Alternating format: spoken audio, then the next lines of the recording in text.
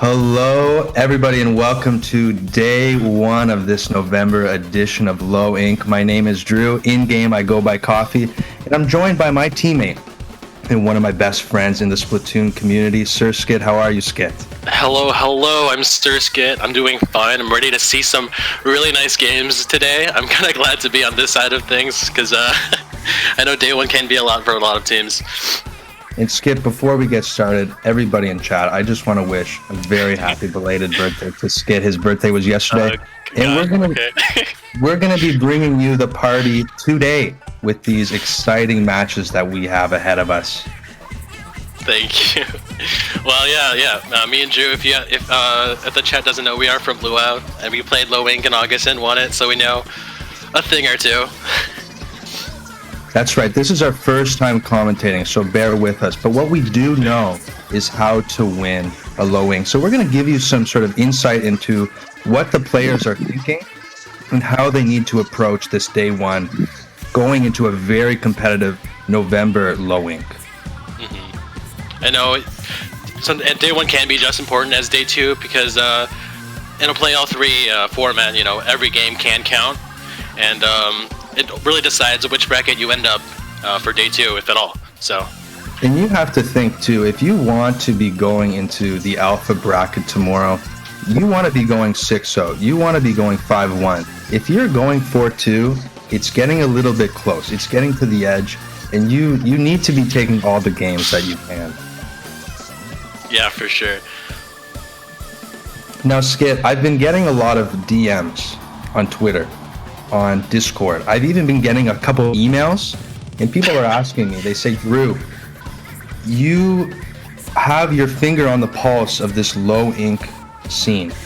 Who's going to win it? It's unclear. We're going to see today. Yep.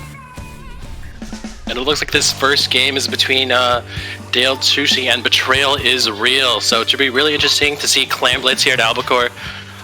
You see the ballpoint coming out here, which should be a really nice pick. I know beacons are really dangerous here. It's great to see Day Old Sushi getting back into the competitive game. They're a great team. They've been a little bit inactive, but they're still very, very strong. Betrayal, a new team to me, but I'm excited to see what they bring out. For sure. I'm really interested to see Sigurd's roller here. I know he's known as like a really dangerous roller, and I don't see the K roller here, but it makes sense here at Clam Blitz for those bubbles. And what we want to see for Sig is making sure that his team can provide that turf coverage for Sig to get around Shark and get those easy picks. Mm-hmm. And you see the Siege with the Stingray over on Terrace. Stingray's really strong here no matter what mode it is, just because of the linear shape of the map. But it looks like D does win back Terrace and is starting to push them back towards the left. But unfortunately gets pressured with the Booyah Bomb and picked off by R&R. Seeing a lot of trades here at the start. It looks like mid isn't really well controlled by either team. I'm wondering if there's some first match jitters happening right now. Yeah, some teams are just waking up. I don't know if this is the case for these teams, but looks like a push is coming out. They have the clams, but not quite the pixie just yet. Maybe QB can reach over to Pit with his Splatling and get something happening, but they go 3 down here. That's really tough. And no clams in the basket either, but oh yeah, R&R goes down too. It almost looked like a soft wipe on both sides. Yeah. Nothing's going to come out of that. It looks like DOS is going to be able to get back first to get that turf control back. And paint's going to be really big here, just so you can see clams move around the map, and since it's just a big map, there's a lot of places to be turfing and getting special. Now on Albacore, what I like to focus on is really being able to control at least 2 of the 3 paths to basket. So across the short bridge, through street, or on the far left. And it looks like Sig is using his bubbles here to get a push going, pops it, but really commanding that space and getting a nice push out here. It does go down a little early. Oh, but getting her, you see Sigurd on the roller. There's a reason why he's known for his roller play in the lower level comp scene. We'll see if they can continue that. For sure. It looks like R&R is trying to win back their court, but gets picked back by Mayhem. Fortunately, Okay, the junior is scared off, and looks like Betrayal goes 2 down. Yeah, and looks like Dale Sushi's gonna get back mid, kind of spooking the armor. What? Oh, again with Sig with a really nice flicks, and they have the clamps and the bubbles to really. Looks like it's gonna be a really strong push here. Mayhem with the Booyah Bomb. At this point, I want somebody going to run me some clams and throwing them to the basket. That's how we're going to get that sustained push. It does look like Dale Sushi does go 2 down here. They did a lot of damage, but it looks like this push might just stop here. Well, that is a great second push, and you know, coming back 134, it will be hard for Betrayal, but it can be done. But it looks like from this overhead view, DOS still has some really strong turf control. It's going to be hard. They're going to need to get some picks. Although I'm seeing a lot of specials built up on the side of Betrayal. All 4. It looks like a bit of a stalemate here. If they can win this battle in mid and get some clamps, I can see a lot of damage coming out. And the Stingray coming out, but it doesn't seem to catch anything. I saw the armor popped early, the Ray popped a little bit early, and they didn't get the value out of it. Yeah, a bit of a special battle here in mid, but looks like Dale Tushi ultimately wins back mid, but at this point, Betrayal's gonna need a bit more than just defense. They're gonna need to make a push happen because they only have 30 seconds left. D taking a really commanding position here on right bridge. Yeah, the ballpoint is such a good mobile option. D uses it so well to just get into those really aggressive positions where it's hard to break out of.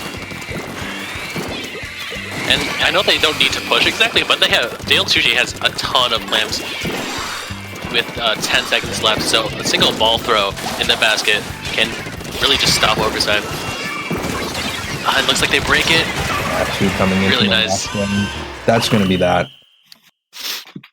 That's really strong showing from Dale Sushi. And you know, recently Skid DOS did pick up, Dale Sushi did pick up a few new members. I was worried if they were going to have meshed in time for this tournament. This is one of their first tournaments back. It seems like they started off on a really strong note. Yeah, for sure. I think Betrayal's going to needs to learn how to maybe deal with Sigurd's roller a little bit better in these next 2 games. And it looks like game 2 is going to be at Manta tower control. So Skid, what do you think about going into a tower control match on Manta? Well, tower control is always fun because, you know, since objective's moving, there's always different sections of the map that you have to control as you push objective. You know, bunker's really big here. The left or the right plat is really big here too. So gonna see how they use their specials and main weapons to really control those areas is really gonna be interesting here. And you might see blasters. I know machine's really good here, so. But I mean, I do expect to see Sigurd's roller out here again because I know he loves roller. He used to tell me that his choice in the kind of the loading screen is just to press A because he always wears the same gear and always goes roller, which I love to see. He knows what he likes. Yeah. He is really the original one trick. Yeah, if it ain't broke, don't fix it. That's and I mean, it really was a strong showing from Sigurd for that game 1. So I see Betrayal here. They're probably talking about how to bounce back after game 1. They didn't exactly get steamrolled, but they're probably talking about the composition and how to counter that. They may have had problems with somebody like D, somebody like Sigurd, who were giving them those hard problems with the mobility and the frags, and they're trying to think of how they can counter that play.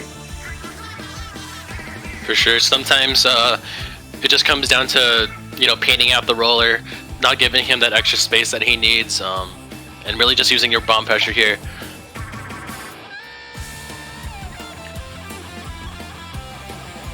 Yeah, I can see Sigurd being just a massive pain on this map in the best way for Dale Sushi, sharking in front of tower or around tower.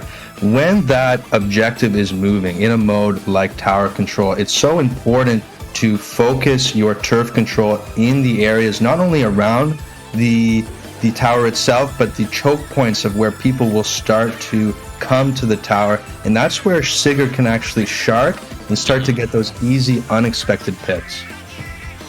Yeah, I can see the roller shutting down those different ways for the other team to approach tower and making space in front of tower and not just around it.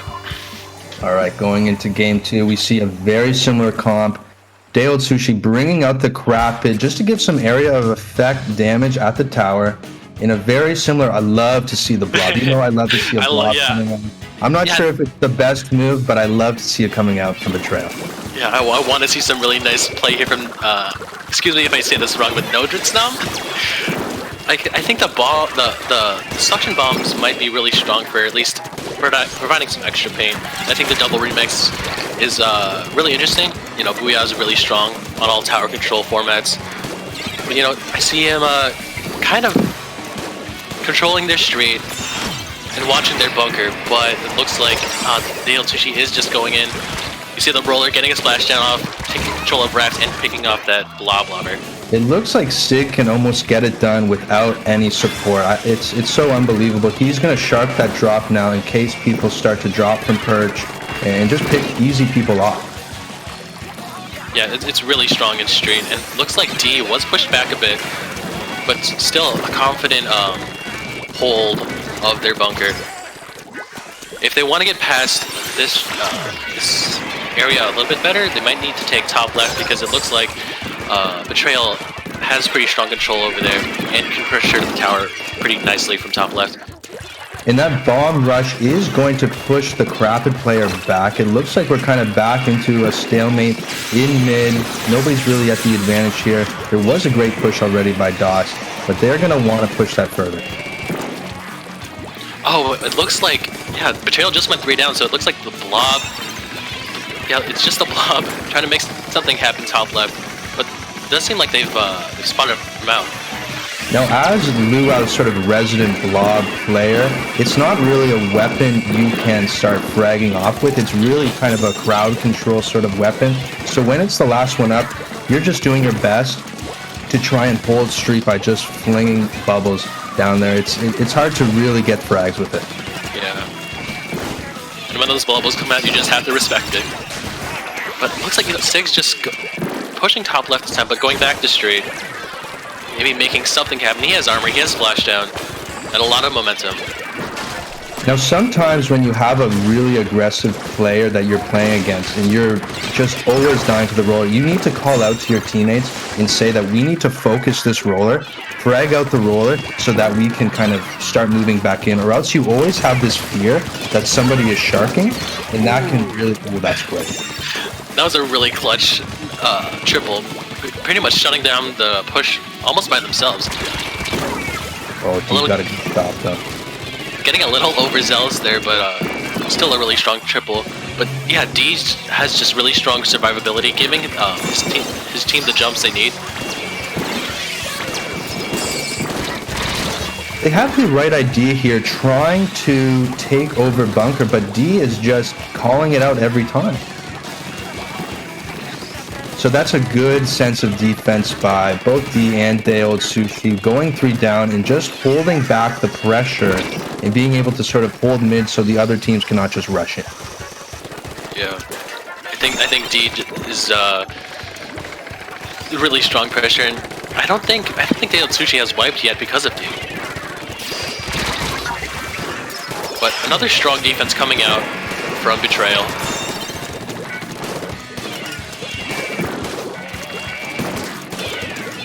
What I see is Betrayal is getting a lot of good picks, and they're getting a lot of good stops, but they're not taking advantage necessarily of their situations when they're in the advantage state. Yes, and it seems like Day-Old Sushi. Oh, you know, you see D taking a really aggressive position actually to help take control of straight, and it looks like it pays off by taking out their armor early. And they might just take this checkpoint, but the Booyah kind of. The double Booyah kind of coming out here slows down the checkpoint. Which is great, but they forgot the tower. That's a classic issue. Armor's 30 going to be seconds backed up, so left. we're going to have a good push here. It's going to really be hard for Betrayal to come back. Yeah, it does seem like their remix goes down, which means they won't have Booyah ready for the end game. Again, a really aggressive showing coming out from Dale Sushi D jumping out, probably making sure that they have Booyah to scare them off tower right in overtime. So here, Betrayal did get the advantage, got a couple picks, and what they need to do is really rush up and control turret, and they have to understand where D is going to go, because he is the one who's sort of commanding that backline. Oh, and that's done. Oh yeah, the Booyah bomb kind of just seals the deal there. So this set, you know, Dale Sushi is going to take the set, but you have to try and get all 3 games, because every game is going to matter in the tie breaks kind of situation of a Swiss format. Yeah, for sure. Sometimes a single game can be the decision between bracket or alpha, beta, or gamma. I think these are really 2 great teams. I'm really seeing some good play, but I just want Betrayal to focus on how to take advantage of the advantage state. As I mentioned, when they get those couple picks, they need to quickly turf up, and they need to start pressuring and moving up. A lot of lower level teams will get those picks, which is great, but then they will go into this situation where they're kind of just sitting in mid, waiting for the team to come back. And at that point, they've given up all advantage that they built up. They got to learn how to. They got to make sure that you maintain momentum, but also not rush into the splatling head first. You know, use your bomb pressure and really take advantage of the advantage state. And now we're going into Wahoo World Zones. This map and mode is really, in my opinion, is really focused on that initial fight. You want to be watching out for the flank on the right glass, and you also want to make sure if you win that first fight, you're quickly taking their court and their plat, because retakes on this map are quite difficult if the other team is very organized. Yes, for sure. Like, I know a lot of teams like to push in from, you know, their own plat, but if I think getting control of their court really shuts that down, it really sets up a pincer for their drop. It makes it a lot harder to come back, just because they have to be the ones to approach mid. They can't just let it come to them like tower control does. And I do expect to see like things like Booyah Bomb, just a lot of painting specials here.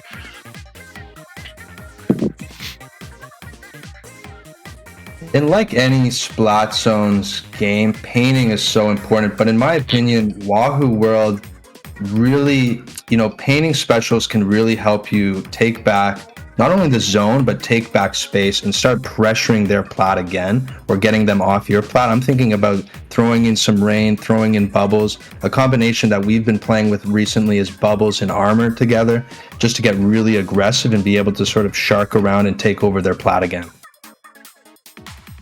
For sure. And it looks like we'll be starting up again here.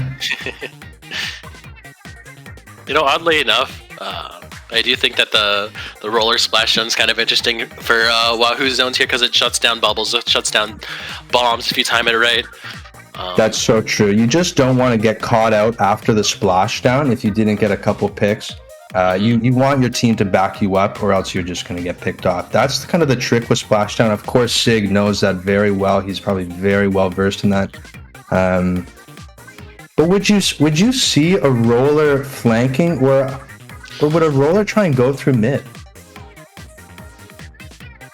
I feel like the roller might just go. If the roller can catch them behind their plat and catch them as they're dropping down, that's really prime real estate for the roller. It can't really go through directly through plat as well.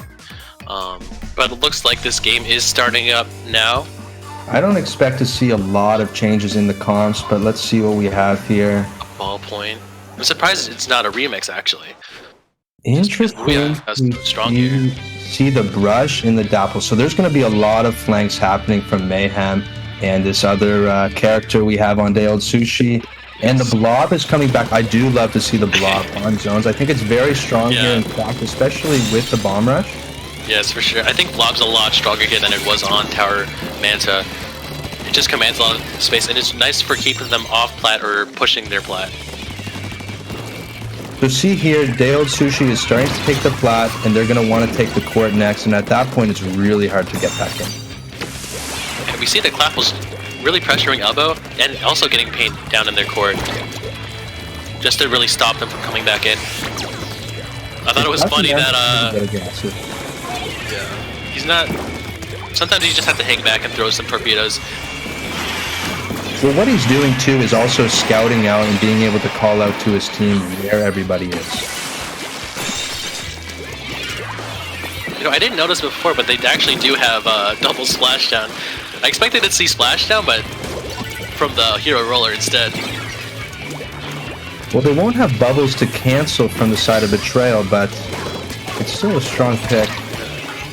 See, no just I'm trying to get a bomb rush going, but I'm not sure if it's going to be able to reach Zone 2 effectively because they just snuff him out and paint over the bomb rush. Unfortunately, he fell down there as he was popping special. We're getting Clapple's play, really fun, aggressive weapon, but also nice torpedoes, which aren't too bad for paint either. It's a very disruptive and chaotic comp that Day-Old Sushi is running to get in behind the backliner and really start to cause chaos back there, and that can really mentally give trouble to teams because you're always having to watch for the flank and you never feel safe. Lots and lots of offensive pressure, and that splashdown's going to catch 2 people. Mayhem going down, but I think you'll take 1 for 2 any day of the week. Some blob play, stuffing out the Clapples, I think. If you can get this pick, that really nice pick. That's a great pick. And still alive here. But D is going to try to neutralize Zone with Rain. Ballpoint itself is really nice at painting Zone as well. At this point, the blob really wants to focus on just walling people out, like pushing that ballpoint back, because like you said, you have to respect those bubbles. Yeah. Unfortunately, going down to the ballpoint there, but yeah, and Day-Old Sushi gets Zone back.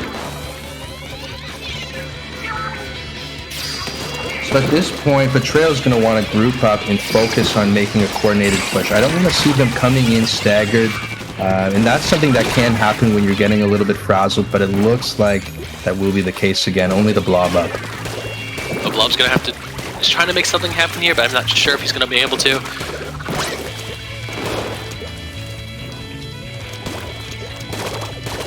He has the bomb rush ready though, so if he can get to Zone, he should have it. They have to focus on Zone quite soon. 5 points left. But the Booyah might cap it, gets there in time.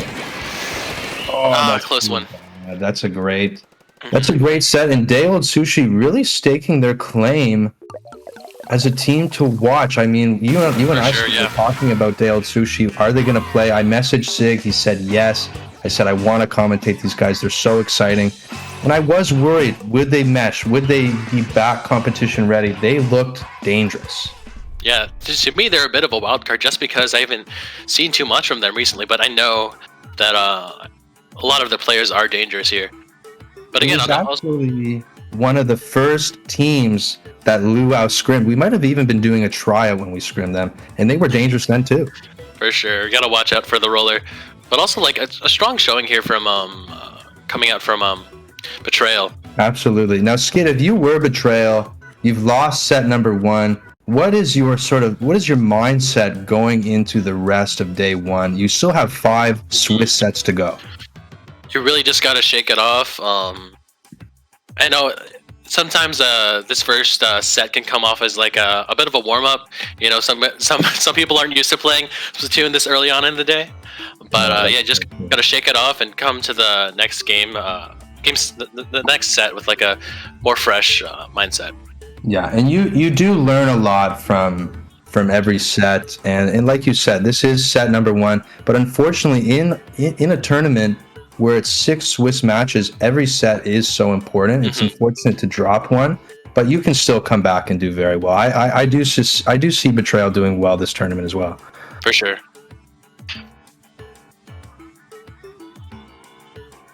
So, Skid, you know, one thing I think not a lot of people know about about us is that, you sort of started your competitive Splatoon career with OwO, playing in OwO. Was it over a year ago?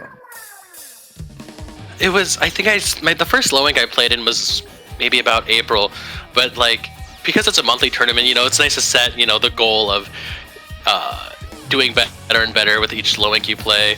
I know my first Zeroink, I don't even remember if I made top cut, but it was really fun to see go from Gamma and eventually Beta and then Alpha. So it's really nice to see different teams rise up and down in their rank and kind of have something to set as a goal for their own personal team. Absolutely. And when we formed LuWow, one of the things I asked Skit was, what are some of our goals? What are some of the things that we want to achieve? And Skit did tell me that Zeroink really mattered to him. And, for that reason, we really wanted to win Zeroink, not just for LuWow, but for Skit. We were so happy to do so in August. We were really fortunate. But we, in these months playing in Zeroink and at this level in the IPL tournaments, we've really made some amazing friends, some great teams, and we've seen teams, really rise up. And I think competitions like Zeroink are so good for getting that experience, getting those games in, and playing teams at your level and teams that are stronger than you to get you that experience and where you will go. And it can be really inspiring too in that way. Yeah, sometimes even if you get stomped on by a team, it's good to have like that experience and have that networking here, because you get to play a wide variety of teams here. Your alpha bracket teams, beta bracket teams, gamma teams, and it's just fun to see.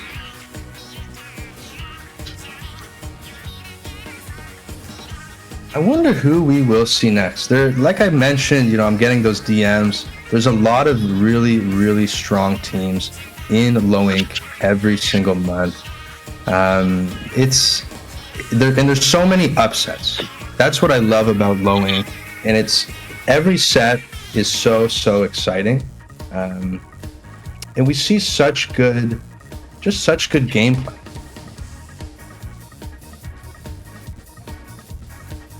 Yeah, so there's some teams out there that are just wild cards out here.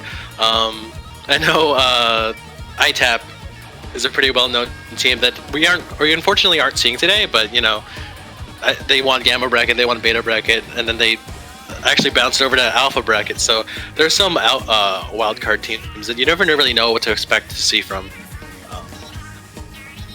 That's true. And one thing that I really like being in this community is seeing how teams, how they're putting in the work month to month. Because if you're just watching Zeroink, you see how they do in this weekend. But if you're in the community and you're scrimming against these teams, you really get to see, how much improvement and how much dedication teams are putting in. And there's so many teams in this community scrimming every night, scrimming teams better than them, entering tournaments, that are way above their skill level.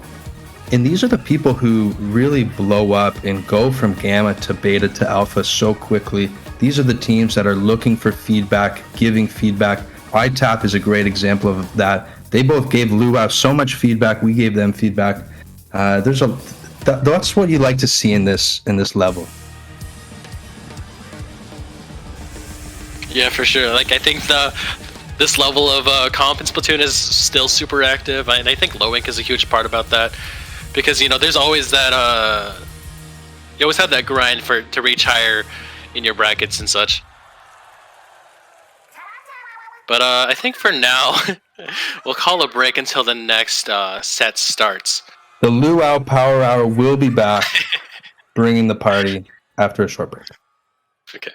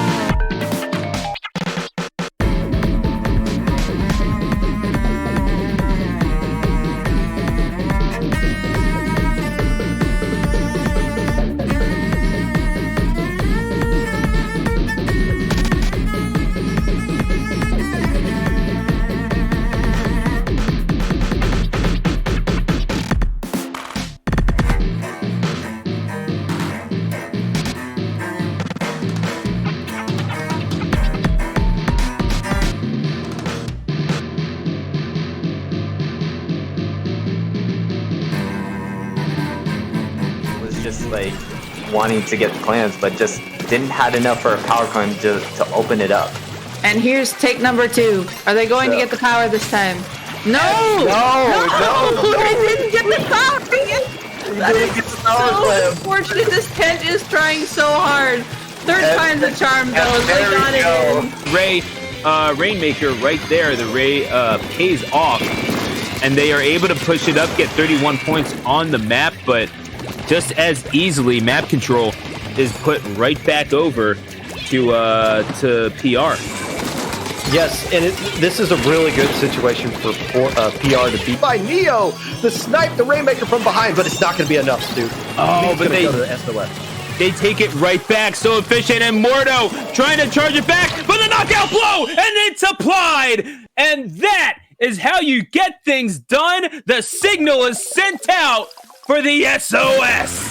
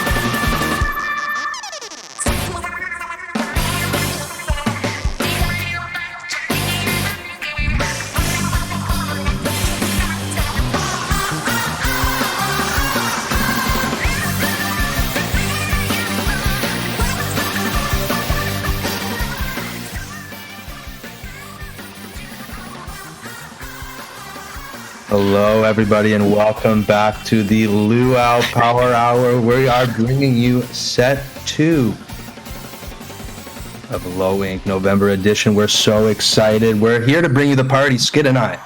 Yeah, we're both here. Mostly Drew is bringing the party. I'm bringing the hard facts and the cool gameplay commentary. And looks like this next round is going to be against SpoonLight and Coral Gaming. So it should be an interesting set. 2 teams that are new to me. We're going to see what they run. And they are looking to make a good run today in day 1. Mako Mart Rainmaker. I'm thinking about keeping the high ground and really pressuring the top left, maybe with an inkjet armor combo. For sure. I think this map and mode is really volatile. If you can get the Rainmaker to top left and get it, that's the start of a really good push. The right side's more of, run it down for points if you get a wipe. But I do expect to see, maybe an inkjet to clear out top left. It's really strong here for that height advantage. And Stingray is always nice on Rainmaker too. And the interesting thing about Mako being so short, even if one team gets a really strong push, the game is not over. It's very easy to match points here. Yeah, it's really not over until the Rainmaker touches that pedestal. So true. Alright, looks like we're about to get started here. We see a sploosh coming out. I think that's a V-sploosh. So a paint-heavy team coming out of SpoonLight, a slightly more aggressive team, double armor coming out from Coral Gamers. They get a nice pick on the Tri-Saucer with that Rainmaker pop. See if they can make anything out of it. Get another pick on the Zap. And looks like their first push is going to start on the left. They're going to want to go left, but you need to start painting ahead and clearing out that left flat in order to make that safe jump. Unfortunately, Kabawa does hold it for a bit, but does get picked off by the sploosh. It looks like they have a path going just with Matt, starting off on the defense with the machine. But this is definitely a strong push coming out here. That's a great start. And as I mentioned, 19 is a very strong push, but on Mako, it's easy to make that back. Yeah, for sure. It is good that they have they had a really strong starting push, which allows them to be a lot more defensive in these next 4 minutes. And Coral Gamers has already picked up the Rainmaker. I thought they would have focused on turf control and letting it reset, but it looks like they are going to pick it up, and it's paying off. Yeah. That's a wipe. Matt with some really nice machine play here. They're taking it right, but Kiwi tries to drop on it, but gets picked off by the Rainmaker itself. But a nicely placed bomb shuts that push down, but yep, with another pick, looks like that push is dead. That's the thing with that right push. If you can get a wipe and move fast, it's very dangerous, but everybody is spawning on that left side and can reach you so quickly. And sometimes when you need to move fast, a simple bomb can slow you down a ton. But, it does look like Coral Gamers still has a lot of strong control over mid, and they might get another push going at it. Yeah, SpoonLight is 2 down. And what they need to do, they need to focus here on painting some path. If they're going to lean into this right path, they need to make it a clear path for Fresh to carry. Decent push. They still have some sustained pressure here. It does not look like... Okay, Matt goes down. And looks like just the zap is up. Not sure. He looks like he's come from spawn.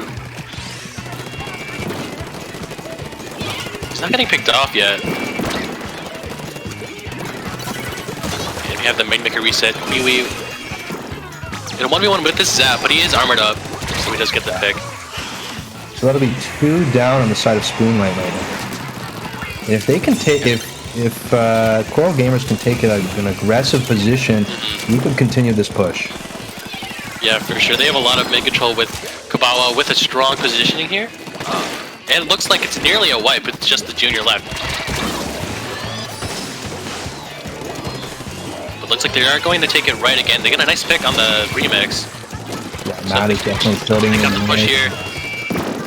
this a touchdown? He can almost get it. Not quite. Very, very close. And when you pick up that Rainmaker, you do not want to hesitate. You want to communicate where you're going to go, and your teammates need to support you very quick. And they did that there.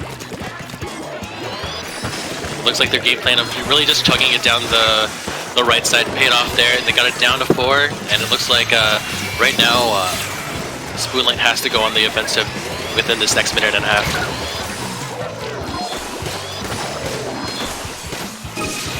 Fresh ready to go in on this Rainmaker.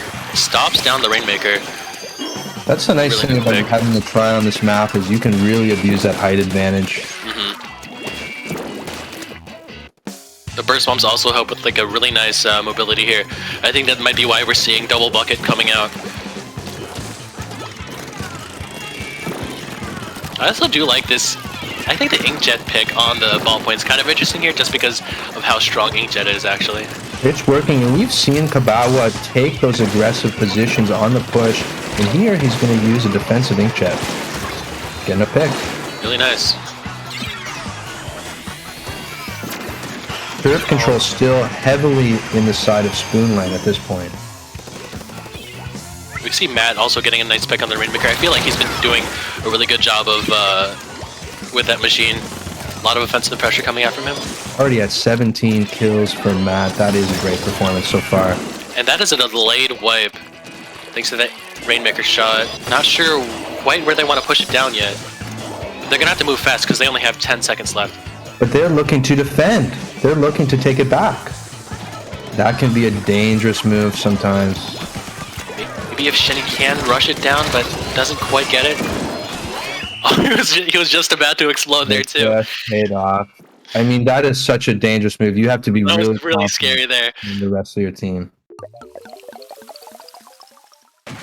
Well, that's what we expected on Rainmaker. You can get pushes, and it really is easy to move back and forth if you can get that turf control back quickly. I think Matt really showing that he's going to be somebody to watch in this set. 20 frags. For sure. The momentum really swayed back and forth during that game.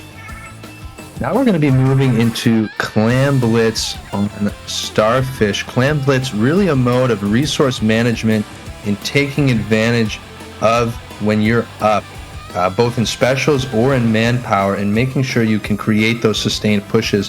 One thing to take note of at Starfish is that whenever you're in the pit, either on offense or defense, it's very dangerous. Yeah, for sure. You don't want to be in there unless you want to go for more kills or quickly toss some clams in. But you know, sometimes just positioning your backlaner on the snipe can at least give you some extra protection from the team coming back from spawn. One thing that I like to watch out for here on Starfish is the flanks. You want to be thinking, can your team flank? But you also have to be watching for flanks happening against you. And that's why Splatlings are really good here. They can run across those grates and get really aggressive. And it's hard to contest them on those sides, so that's going to be a big part of the opening for this game. I do expect to probably see a remix because of that. It's really nice for just clearing out the pit with Booyah Bomb because I think it nearly covers the whole pit. I can see Kabawa switching from ballpoint to the remix, certainly.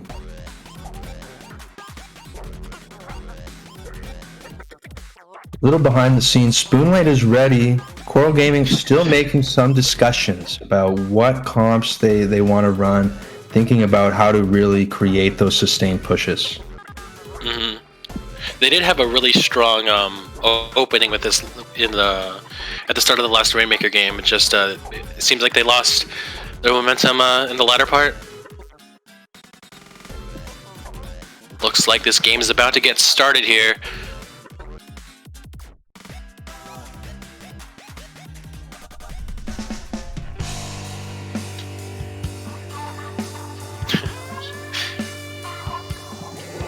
We see Condor and Blob coming out, which is really interesting. You don't see those two often.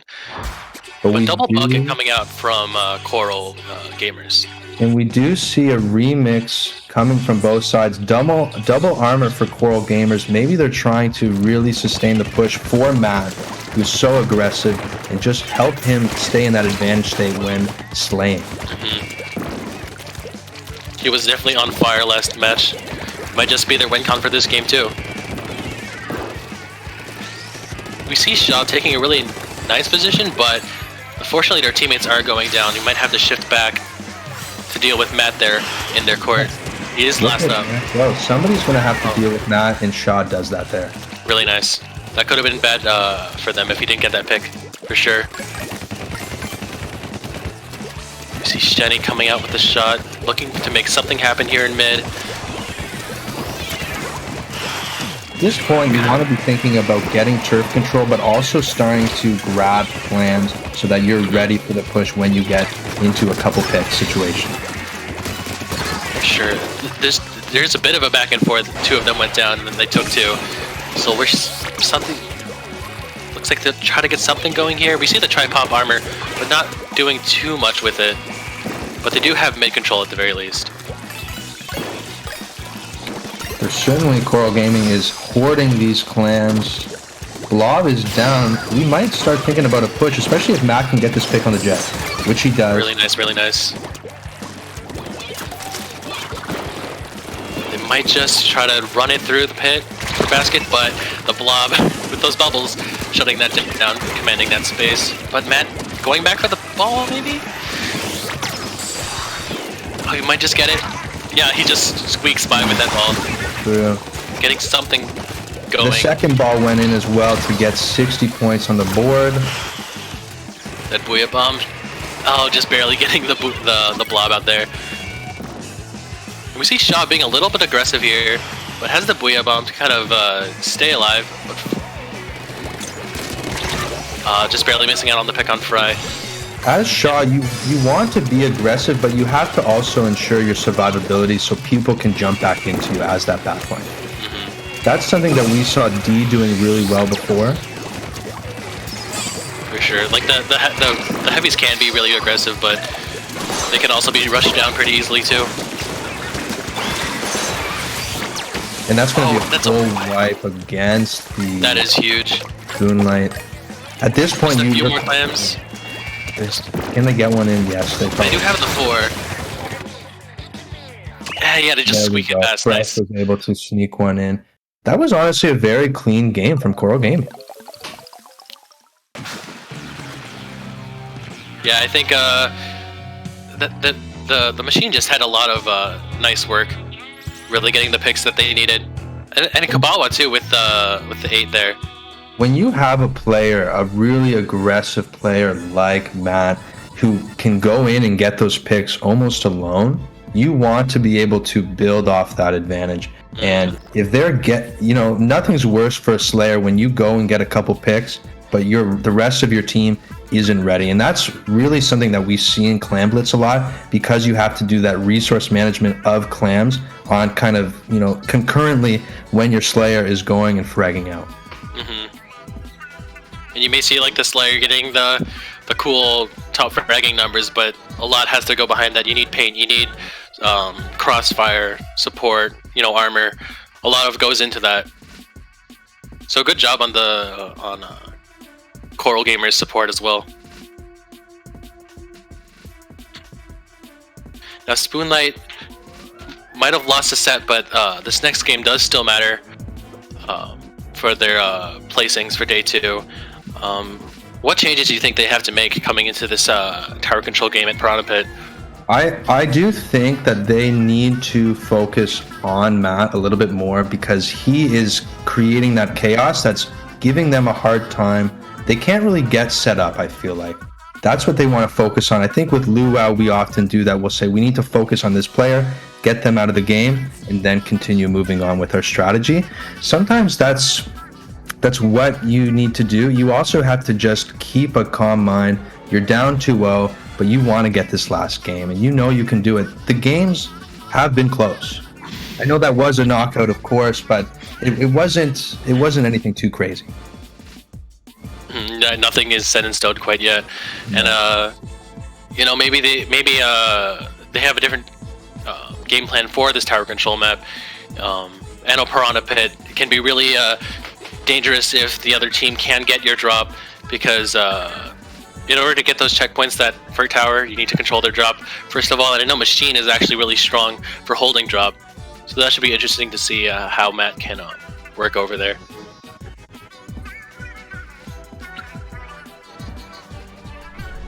You know, Luau is bringing the party, and I'm sending my energy to SpoonLight. I'd love to see a 2-1.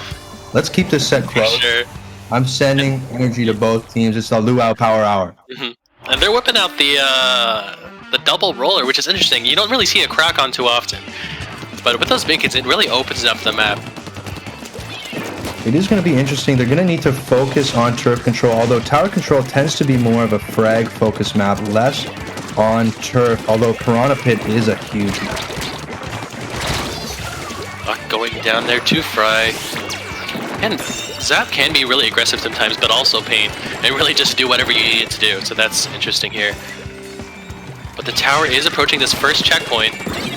Maybe Shaw does scare them off tower, even though they are 2 down right now. He can make something happen, but gets picked off by Kabawa on the heavy. When you're approaching that first checkpoint, you want your team attacking that drop and really pressuring that top step so that they cannot get an easy path to the tower and get through that first checkpoint. After that, you're really flying through the rest of the map. And it looks like, yeah, they do get that first checkpoint. Fresh moving on to court, getting some paint down. And it looks like they just have so much paint and a lot of momentum, but the Crack-On sneaks into mid with the baller. Does get picked off though. It just seems like Coral Gaming this set is a little bit more organized. I'm wondering what's happened in these VCs, if they're just practicing more as a team, they've been meshing together a little bit more. They have a really strong showing too. It's like, I feel like their specials are coming out at the right times. Well, a little funky tap Stingray on tower, but it still helps with that pick there. And it looks like this is going to be a knockout. You know, in Luau practice, we call the Stingray on tower the Brazilian Stingray because our Charger Fern loves to pop Charger when he's on tower. Yeah, sometimes you gotta do what you gotta do, you know, if you want to ride tower and pop Stingray and also move a little bit, why not, I guess. And I guess it worked out for them, too. And you know what? That's a great set between 2 teams. It looks like these teams are not all X-ranked. I love to see them out here in a low ink getting that experience because you don't need to be all X-ranked to play in this competitive sort of setting. Yeah, for sure. Like, I mean, you might lose some games, but like I think the whole experience is really important for, you know, your team to grow and, you know, just meet some new teams out there. That's right. And, you know, I can think back to when we started together skid on playing on Landlubbers in Division 7. I was not all X. And it's interesting to see, you know, when you really put yourself out there and get yourself involved in these tournaments, surround yourself with good practice and good people, how quickly you can grow. I'm really excited to see where SpoonLight goes and where Coral Gaming goes. It looks like today Coral Gaming was much stronger. They looked very organized as a team. SpoonLight might have been a new team. I'd like to talk to them and get to know them, see what was up, but it just looked like Coral Gaming kind of overwhelmed them. Yeah. Yeah, Coral Gaming definitely had this set unlocked, but I would like to see some more stuff from SpoonLight. They have a lot of good pieces there, especially with that first push that we saw at Mako Mart. But you know, maybe a little bit more team coordination, stuff like that, and they'll be set. I would like to see them in another future low wing. You know, see them maybe see them take some sets on stream too. So. Well, maybe, Skit, we should take a quick break. I know everybody's asking us to drink a little bit of water, and we'll be right back. Don't forget, the Luau Power Hour doesn't stop when we stop talking. Keep the energy up, and let's have a great day 1 of November Low Ink. See you guys soon.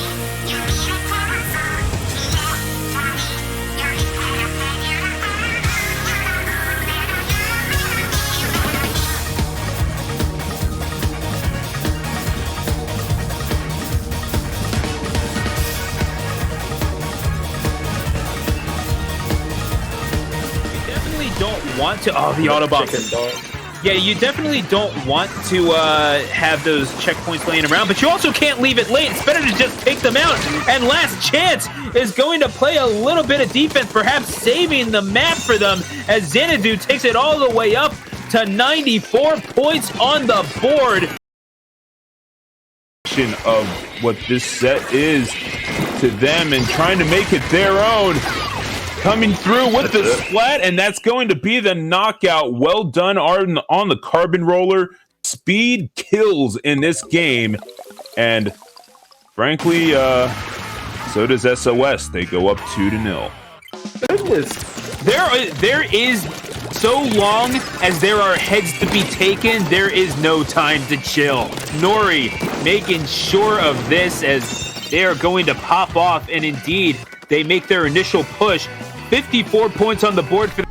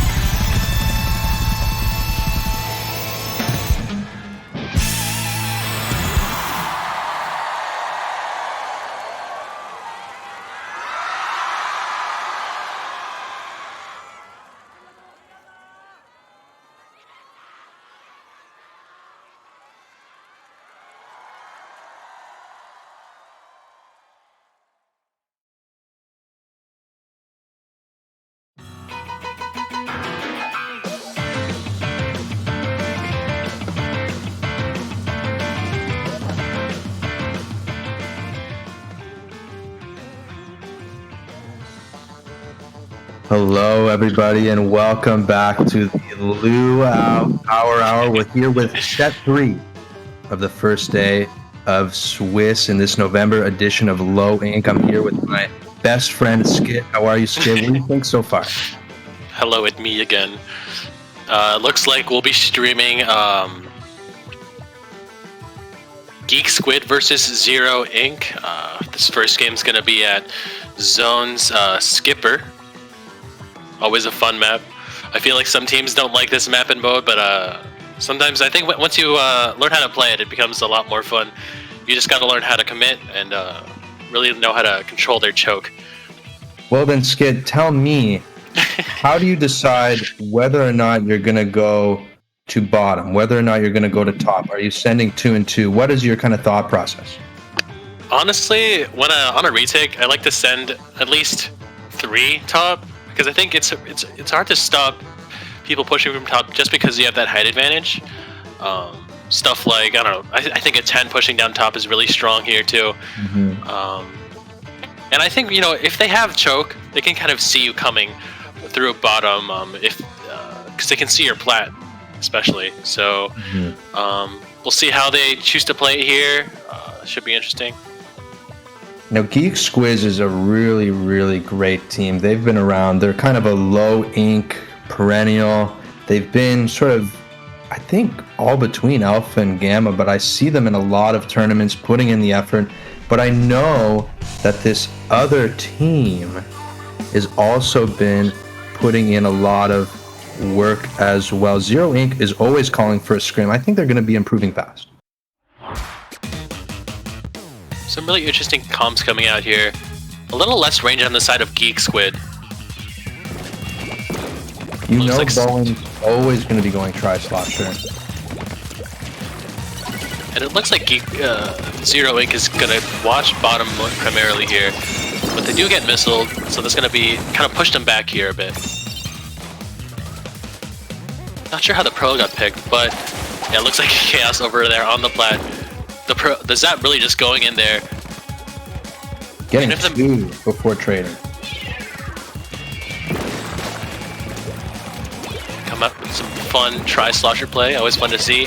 Rain is going to be really good at covering that zone. So at this point, they're looking back at choke. Somebody's made a call out to say somebody might be coming from top, but I don't see anybody. Looks like Zeroink is going back down to bottom.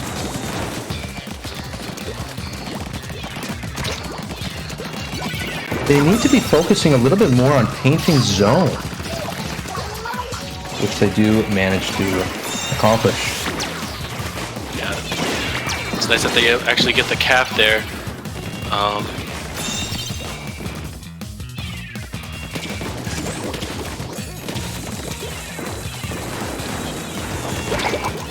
Right, so at this point, you have to think when you're having a hard time coming back in. It looks like Zeroink is having a hard time trying to think, how can we get back in this match and into the zone itself?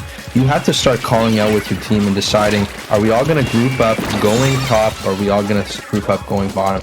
If you start to hesitate on that, you're really just going to stagger and get picked off. Yeah, the number one thing is that at least the push needs to be focused down, or else you're going to end up with a lot of 2v1s or 1v1s. That might not go your way. Looks like GeekSquids is really keeping up this aggression. It's hard for Zeroink to come back in. Yeah, that's too bad. It does look like it did neutralize for a second at the end there, but just was not enough. I think if I could give any advice to Zeroink moving into Game 2, it's just to stay organized. It looks like they were a little bit confused about where they wanted to go, and GeekSquids was really taking advantage of that. They seemed very organized, and really almost, it seemed like they knew exactly where Zeroink was going. All they had to do was keep watching bottom, and it looks like they were doing a really good job of pressuring that, especially with bombs. And I know the Zap had a lot of good plays there too. So moving into Blackbelly Skate Park. This is an interesting map for Rainmaker. It can be very linear. What do you expect to see here? I expect to see like a lot of bombs. I think bombs are super strong at, you know, helping with popping the Rainmaker, but also defending Rainmaker pushes. The opening here is going to be really important, and if you can get an early lead, playing defensive here is really it's a lot easier to play defensively just because bombs shut down the Rainmaker pushes so easily. Especially on this map where you can really either go left or right, up through the hills or up on the left flank. And throwing a bomb when you have to climb walls can slow the Rainmaker push down so much. It is easy to defend, as you mentioned. So getting that first push can be really crucial. I would expect to possibly see a Ray come out here, especially because the pushes tend to be so linear in fashion. Yeah, for sure. I know a lot of people like to use Siege here just because it's so good at pinning up for that Stingray. Sometimes even helping out with that opener too. But yeah, I do also want to see some Inkjet play. I do like to see some Inkjet pushes, get some nice directs to open up a Rainmaker path. It really closed that height advantage that the defending team has during a Rainmaker push.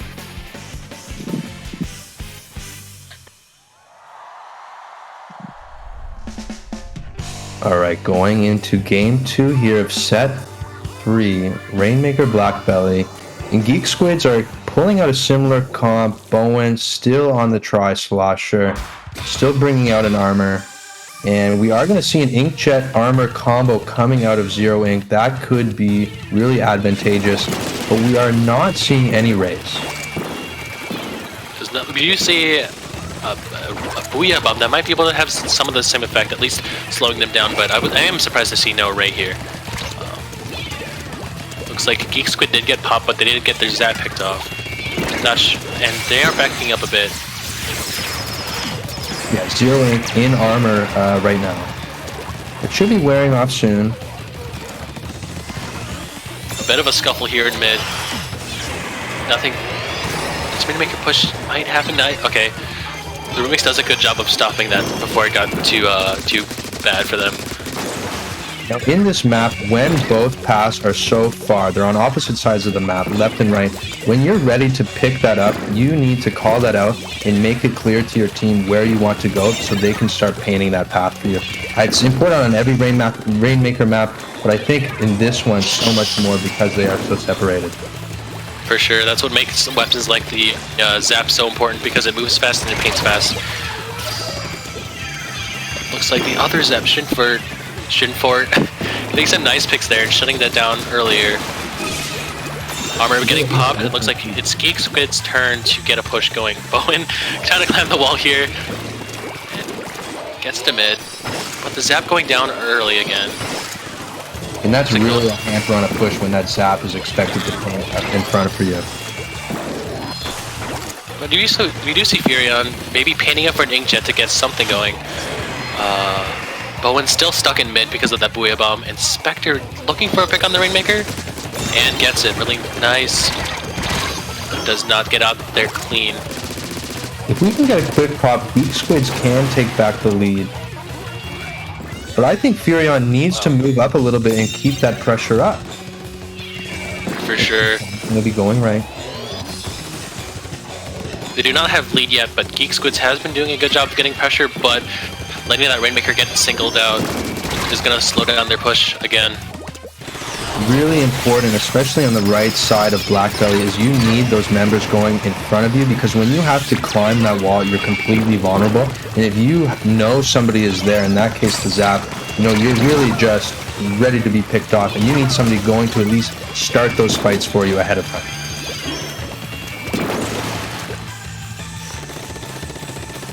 We see Crystal potentially making a path ready for left side. And the armor is going to start this push out, but let's see if they can make anything with it. Another special Inkjet. No picks, but does get picked by itself. It's another 3v3 here. So a bit of a stalemate. Yeah, and the Zap kind of just rushes down the Rainmaker and gets another pick. That's huge. You know, and I think Strinford has been doing a really, really good job of being support, but also really aggro with the Zap. Again, another pick. Helping them get lead. Bowen kind of chugging it down there for some extra points. Now it is possible for them to sustain this push and continue pushing on. Maybe not now that Shrimpfit is down as a zap. They're going to back up and just try and hold that mid control, which is really important to slow down the counter push. Exactly. The last thing you want in the last minute of Rainmaker is a wipe, and we definitely don't want to risk that. But Crystal getting a nice pick on the Cave Pro. But again, looks like they'll be trying left side this time. Crystal paving the way, but the Zap going for the Rainmaker and gets it. You know, he's been doing a good job of looking for the Rainmaker picks and at least trading with the Rainmaker here and there to slow down their push. Oh, and unfortunate bombs catching them too.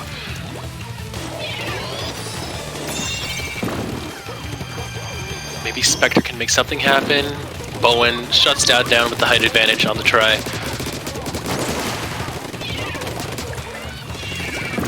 Unfortunately, GeekSquid getting the pop there. Zeroink really needed that pop there to keep the push going, but looks like they might just let it reset here.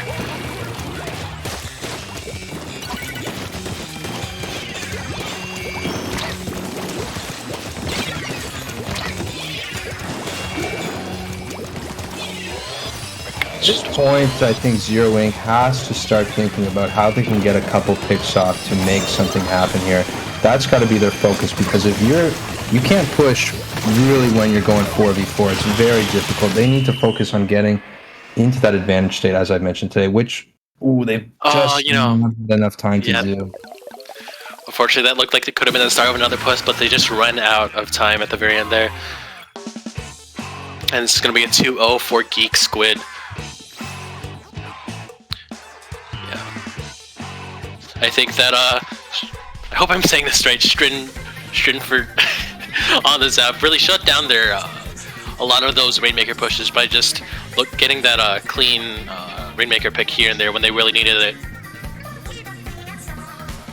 Yeah, they had some great survivability as well as getting the picks, and that's the nice thing about the Zap. Unlike something like the Junior that can spam probably a little bit more paint, a little bit more bomb pressure, it's very useful in fights. So if you're mechanically gifted, maybe somebody like Shrimpfit can both play as a support, and then when the armor is popped, can also get very aggressive and really double down on that armor for the rest of the team.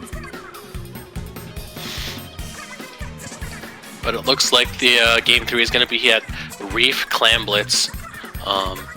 Should be an interesting mode. I think seeing it's not over for Zeroink. They might have lost a set, but this game 3 is still important for, you know, determining where they stand in Swiss at the end of the day.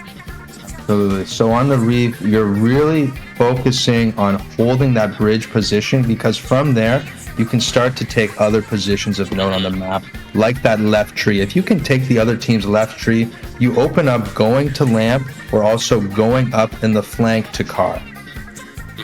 And if you can approach the basket from multiple areas, it's a lot harder for the other team to focus down and stop your push.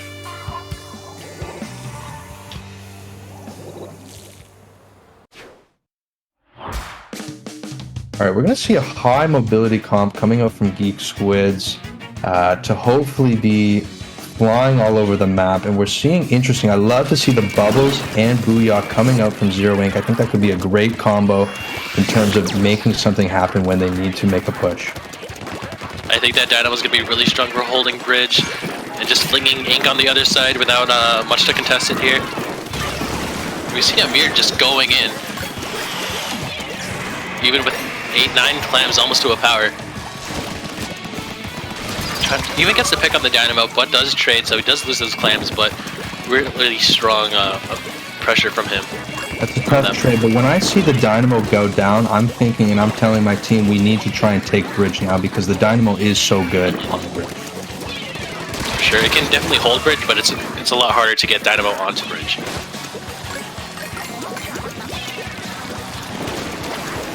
That's 3 going down on the side of Zeroink. Juggling clams, getting ready for this push. Now, you don't want to be too slow in this situation, which it looks like GeekSquids may have been.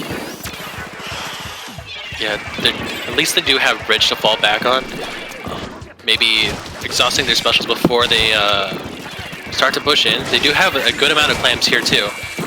But Crystal going in, but does not get it traded. So this should be an opening for them to push. They have the super jump through car. Some clean throws in. And it looks like it's just the shot left. And it's the delayed wipe.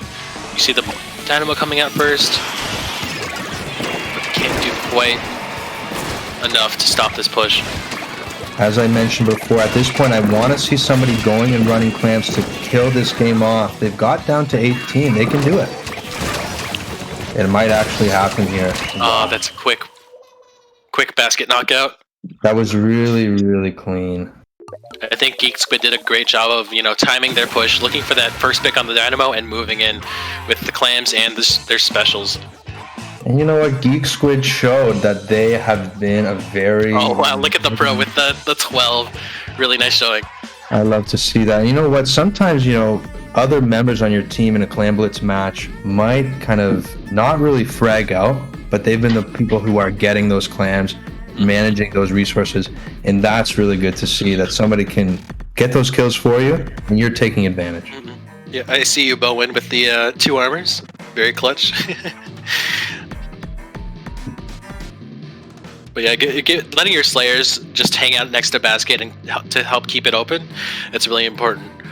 So just running clams back and forth was able to help them get that knockout at the very end too.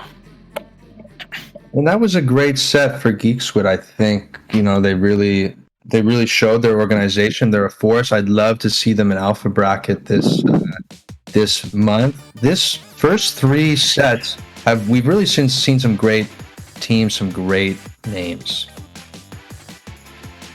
Yeah, for sure. Go ahead. I was going to say, did anybody stand out to you? Like any teams that you probably expect to see tomorrow on stream in Alpha Bracket? I'm thinking of Day Old Sushi. Yeah, Day Old Sushi, I wasn't too sure going into it, but they have such strong players. I think they're for sure going to get Alpha Bracket. I gotta say, it might be too early to call it. We still have 3 sets left, but Sigurd on the roller, indeed, Splatling, that's really strong combination. Absolutely, and we are looking forward to seeing what happens and what plays out the rest of the day. Although the Luau Power Hour is coming to an end soon, Luau is always bringing the party, and we are really excited to see what happens in the next 2 days. I know I'll be glued to the stream. We have some great commentators coming up too, some great sets ahead. Yeah, for sure. I know for rounds 4 through 6, teams are really warming up. And I think the matches start to get really, really close, because you see teams fighting for those top spots that want to get into Alpha Bracket. Absolutely. Skid, it's been an absolute pleasure commentating with you as usual. Hopefully we can do it again. For sure. Bring you guys back the Luau Power Hour. Thank you so much for being with us and watching OwO Inc. I hope you enjoy the rest of the sets today, and we will talk to you soon. Yeah. Thanks for having us.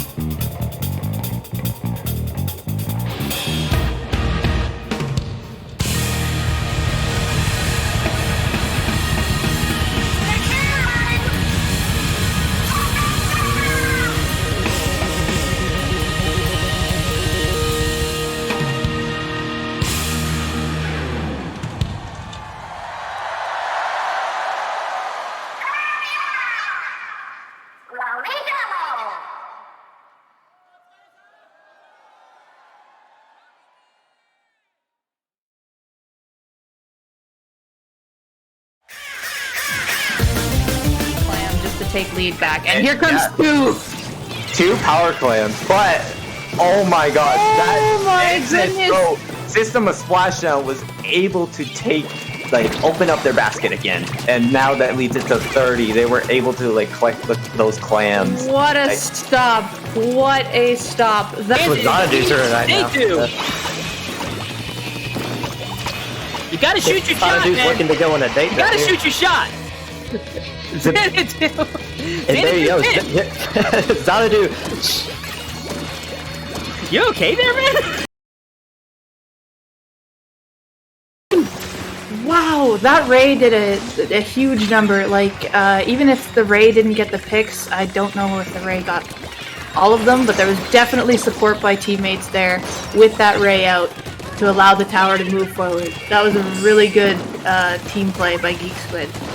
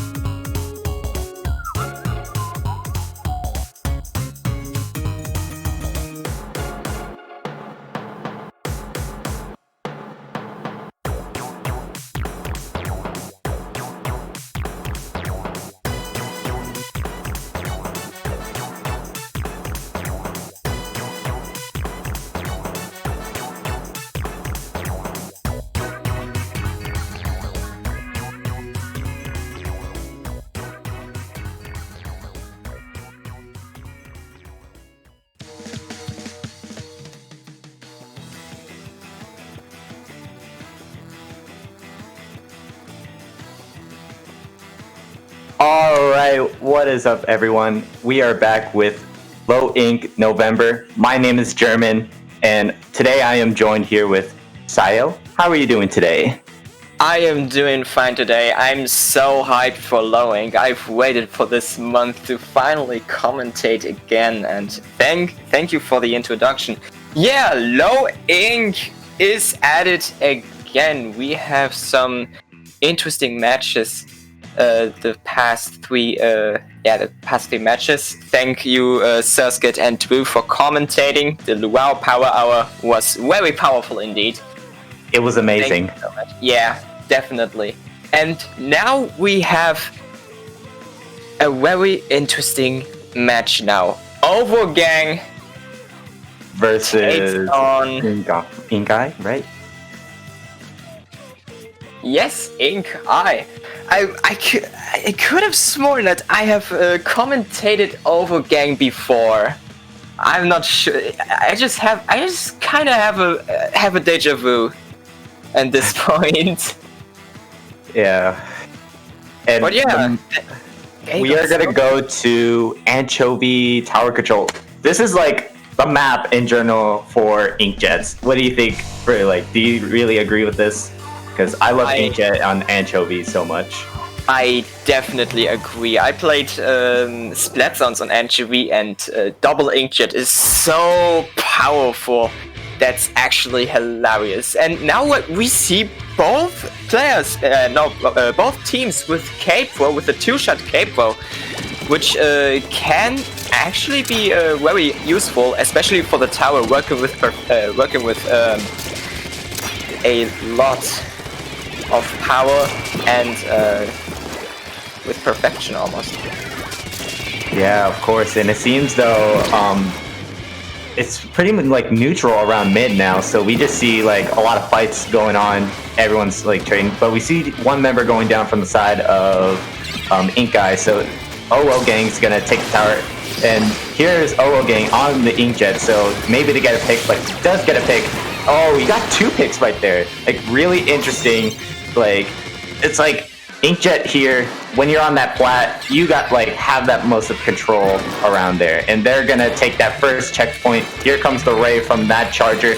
Might be able to use it sooner or later, so we'll just have to see. They're really at like a good set right now. Like they're starting with a good push, really strong. Like you've said, Inkjet is extremely powerful here in Anchovy. The push just got manifested. OwO Gang just got beyond the second checkpoint. Weir bombs going out there. Another Inkjet from Shogun there gets the direct on Nox. But the Stingray gets the trade done. But however, they already reached checkpoint 3, which is almost a good thing for OwO Gang right there. And it looks like they just don't want to stop, because the charger is still at their arcade, now gets challenged by the pro successfully, and now the push is quite over for OwO Gang, but 70 points is absolutely strong. I agree, and honestly, things could really change around in Anchovy games on tower control. Like, you got, like, once you have the plat overtaken control, like, you need to, like, coordinate a lot. Like, if you want to play it so defensively, like, you gotta know if they have specials ready to, and I think that's the side of Inkai that did when they stopped OwO Gang from, like, pushing it from their side of the tower there. Controlling arcade is so strong. As a frontliner or as a T-Tech, you really struggle to get that defense going, because you might get high ground on snipe, but you cannot do much. And if you stop from going to the ramp, you only have low ground against a charger and pro and so on. So it's quite a key position, arcade, to hold that, and OwO Gang is doing that right now. The heavy is last, checkpoint 3 is done, and it looks like OwO Gang is going to get the KO. Yes, they do. That was just amazing. Like, OwO Gang really coordinated so well. Like, the specials were coordinated, and how they were set up already at their arcade and plat. They were just really coordinating really well with their specials. I really agree with you there. Look at the kills, the inkjets, the armor. It's just a dream team. Armor and inkjet. You cannot challenge that. That is just a power hog. That's just boom, and you're done. Yeah. Now we have Flat Zone on Humpback Pump Track. Ooh, I'm expecting like double Booyah Bomb if we ever get to see it on this map and mode in particular. It's like Booyah Bomb, like double Booyah Bomb is just strong in this map and mode. Like if we ever get to see it here. Maybe we can actually see this happen because both teams played with the K-Pro and Ink. I forgot the name. Ink Eye, I'm sorry. And Ink Eye worked with the V-Heavy, so they could actually swap to the remix and make that double Booyah comp happen. Yeah, and I can really see it. Like, there's just so many times around, maybe in these tournaments, you see Humpback Pump Track, Hot Zones, and you see some of these teams just wanting to bring the double Booyah Bomb just to, like, get that, like, control back. Like, and that's probably what you want. Or you could just use it as a defense, like, for a Booyah Bomb. Definitely. Yeah, but in general, Splat Zone's Humpback Pump Track is a one zone in the middle. I kind of struggle with that weapon, to be fairly honest. But let's see how both teams are going to handle this. OwO GANG currently leading 1-0 after the KO in tower control entry. Now we got Splat Zones on Humpback Pump Track. And as we can see... We see a double Booyah Bomb on the side of Ink Eye, but just one Booyah... No, actually, is that... Yeah, that is double Booyah Bomb. Both working with double Booyah in there. With double K-Pro and double Dynamo, too. Oh, that is actually interesting, but... Kenza Dynamo is a good choice for this map. But OwO GANG has even more painting power, especially with the Fire Fin, with Burst Bomber. Not Burst Bomber, I'm sorry. I'm German, I get this confused a lot. With Suction Bomb Rush, they have a lot of more painting power there with the specials, and they kind of make that happen as well. Jacob catches the Splat Bomb there and makes free way for Ink Eye to maybe cap the zone. Yeah, so far it's now neutral, so specials are coming out from Ink Eye, so this is their time to, you know, get the zone, and they do. So Splashdown coming out, Booyah Bomb, like so many specials are coming out from each side, and trades are going on. 2 members on the side of OwO GANG going down, but that's 3 down from OwO GANG, so it seems though the Zap still trying to get, but not able to like get the zone. So it's now Ink Eye's turn to maybe turn things around. And that is the great aspect of Splat Zones. Everyone in middle just throwing all specials into there. It's just a spectacular sightseeing there. Double Booyah coming out, but does not cap the zone since all 4 players of Ink Eye are in the middle, but they get picked one after another from OwO GANG. The Booyah Bomb gets shredded, and therefore now OwO GANG back with the zone, and Ink Eye has to regroup themselves to get specials and maybe strike back at OwO GANG and recap the zone. Yeah, and I saw that the junior from Ink Eye pulled an armor that early, even though that there were some of their players trying to still respawn, and I feel like that's just probably not a good idea to use your armor there. And you see that there were 2 members down, and OwO GANG still has like the advantage to just defend the zone and not let Ink Eye cap it.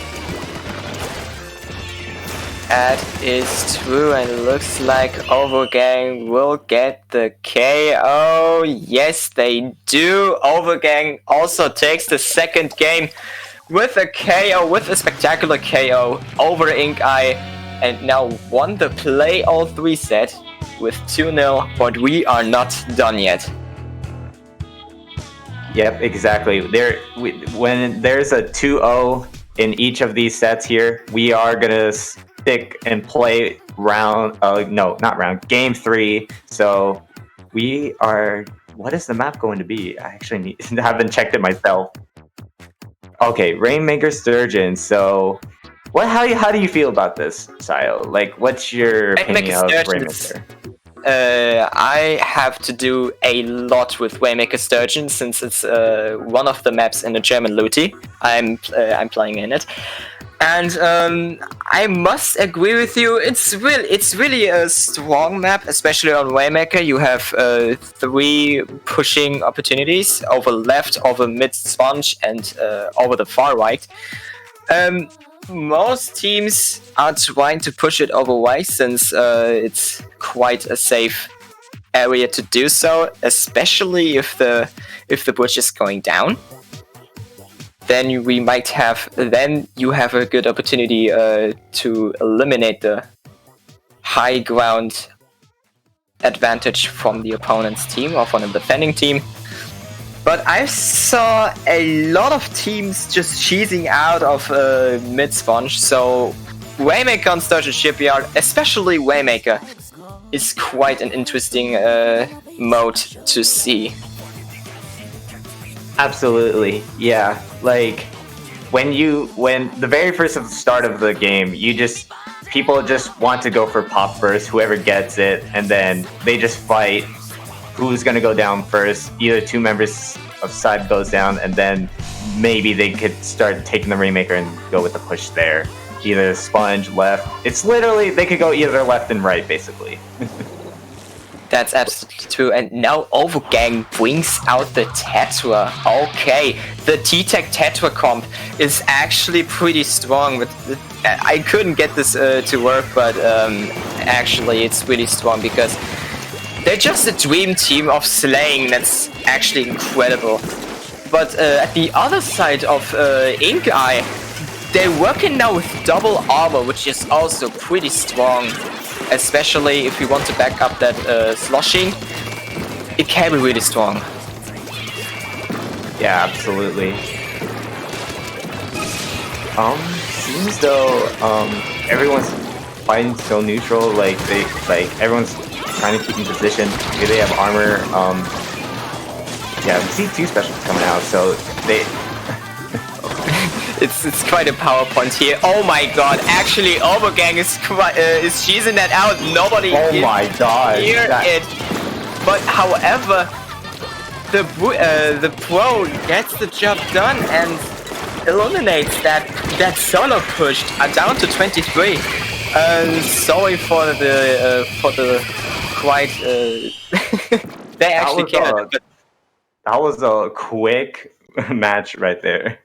OwO GANG just like wanted to just end it with a 3-0. Like, we're gonna just pop the Rainmaker, get those members down, and then try to push that Rainmaker all the way to their goal. Like, and that's what their mindset was like they were gonna do there. The thing is, the Waymaker was completely alone then. That is one of the main side aspects of Waymaker. You have to be concentrated the entire time. You have to keep the objective in the eye at all times, because for 15 seconds everything can happen, and this includes and is not limited to someone picking up the Waymaker and just go YOLO push it all over the place.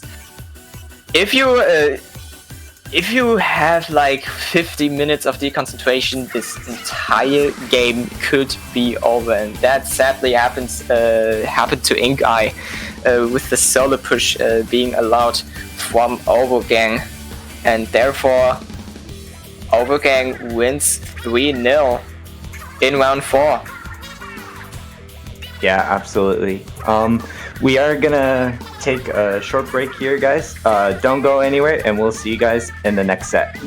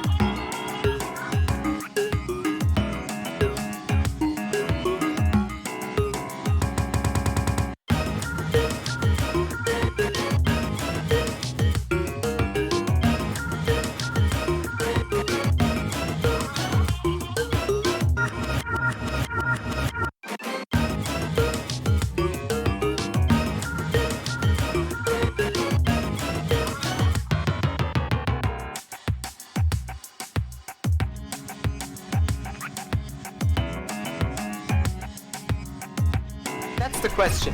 That is the question. And then actually, yeah, they do. that's what I meant. That's literally what I meant. What? They're going so many. We're getting so many points. Oh, did they do? What is this game? Oh wait, no, that is unbelievable. Nori is just popping off, refusing any sort of discourse. You better believe that is a knockout blow, and Nori came back with an absolute vengeance. Reloads. The tables have been flipped from Duality Neo, like there, but still the push is not over. Jumps and Ink is coming forward. The shield has been popped and the Nice snipe. pick. Oh. That's some hot fire here.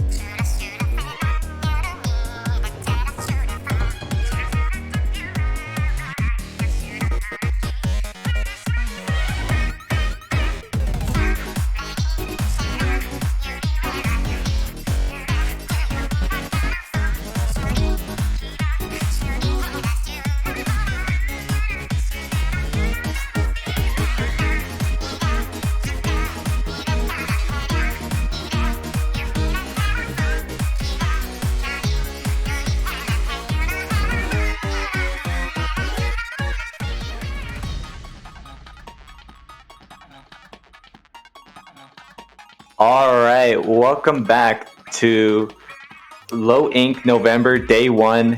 I know we had like a long break there, but I am back here with Xylo here, and we are going to be watching Infininades versus Xylo. And I am familiar with Xylo a little bit, just not too much of their members, but they're recognizable in like these mid tournaments in the past. And Infininades, I do recognize Lord Esper a little bit, but just not really in particular. But we are going to be going to Albacore Hotel Clan Blitz. And Xylo, do you have any preference for this map and mode combination here? Clan Blitz on New Albacore sounds interesting. Is also interesting to play. 3 entry points, mid, left, and right. Kinda a good key position for frontliners is the towers, since you can always flank, be just a nuisance for the defense, and they actually cannot ignore you, because if they do, you can just strike down with your weapon as a frontline. So, kind of an interesting map and mode, especially in New Albacore Hotel. We're going to see a lot of fighting, especially in mid, since this is a very big map there. And we got some interesting things. We see 2 nods, which is actually illegal because it's no Node November. No. I get it where you were going up with, and like that was a good one. But yeah, anyways, Xylo against Infininades. I do not know both teams, so I'm just gonna trust you on that. But first ink goes to Lord Esper with the charger, with a good snipe there. Well, that is interesting. Infininades actually going with the fire fin. With a suction bomb rush. That's interesting. And on the other side, we got the bamboo. Like Firefin, that's an interesting pick for a Charger, like especially for Clan Blitz. Like I was expecting, if you're gonna play Charger, then I was expecting to be like vanilla like Charger, because Stingray is actually not that bad of use here, because it's really wide open and you can use that Stingray like really well positioned there. And it seems though 2 members from the side of Xylo go down, so like it's pretty even. So like this is all neutral, everyone. So we got to see 14 clans from the side of Xylo. Some specials coming out too. Seems though everyone's just playing it safe, and everyone's just really holding it on defense from Infininades. They're just defending it really well. So their T-Tech responds. So Xylo has like a power climb already. So like they're gonna have to think of something that they're gonna do to make if they're gonna start with this push. But seems though the charger goes down by the T-Tech there. Maybe they'll get a pick. Here's the Inkjet and missiles coming out from the side of it. Then there's a pick there, right there. So 2 members go down. There's the power climb, throws it in. So there are 3 members going down, and oh, he just missed, but they're able to get it in. 57 remaining. The specials are coming out. Inkjet and 45 left, like remaining from Xylo. So this is like their lead right now, and 2 members from Infininades just down. So they're like, Xylo is not stopping. They're just like collecting clans and just like throw them all into their barriers. So Infininades really need to like really hold it up defense, but it seems though that's probably gonna end it there. Just unfortunate for Infininades. They just probably didn't coordinate as well, because Xylo just had like their players just to collect some clans and defend, so they can keep that like basket open. So like, and that's what they were doing. So like they coordinated a lot, and I like to see it from that side of Xylo. That was a 100-0 push. That was a one-shot ace there from Xylo. That was really strong. But what I wanted to say is that Clan Blitz is actually a game of patience. You have to get a situation in which a push is effective, not only an 80 push or something like that. But you have to be in the first push. it's always good to be under 60. Then you can compensate 2 super clamps for the opponent team and still leading. Okay, Xylo didn't have that problem since they got that one-shot ace. That was perfectly coordinated, especially with that inkjet opening good situations with that pick on the charger, which was a security breach for the Infininades, which was unluckily KO'd right after that, because they got picks after picks after picks after picks. Xylo, that was incredible. But now we have a totally different mode. Now we got tower control on WoW World. Man, I don't see, like, I think this has been a while. Like, I think I've seen and commentated WoW World on tower control before, but it's just probably been a while, and I'm expecting what kind of comps we will see here.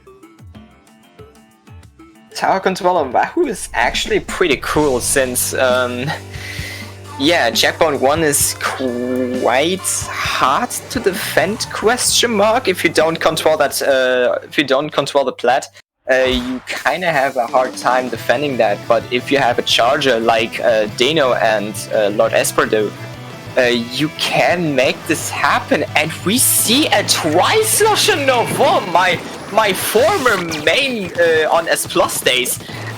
Wow, okay, still seeing that weapon makes me kind of happy. Especially if the Xylo with ink armor exists.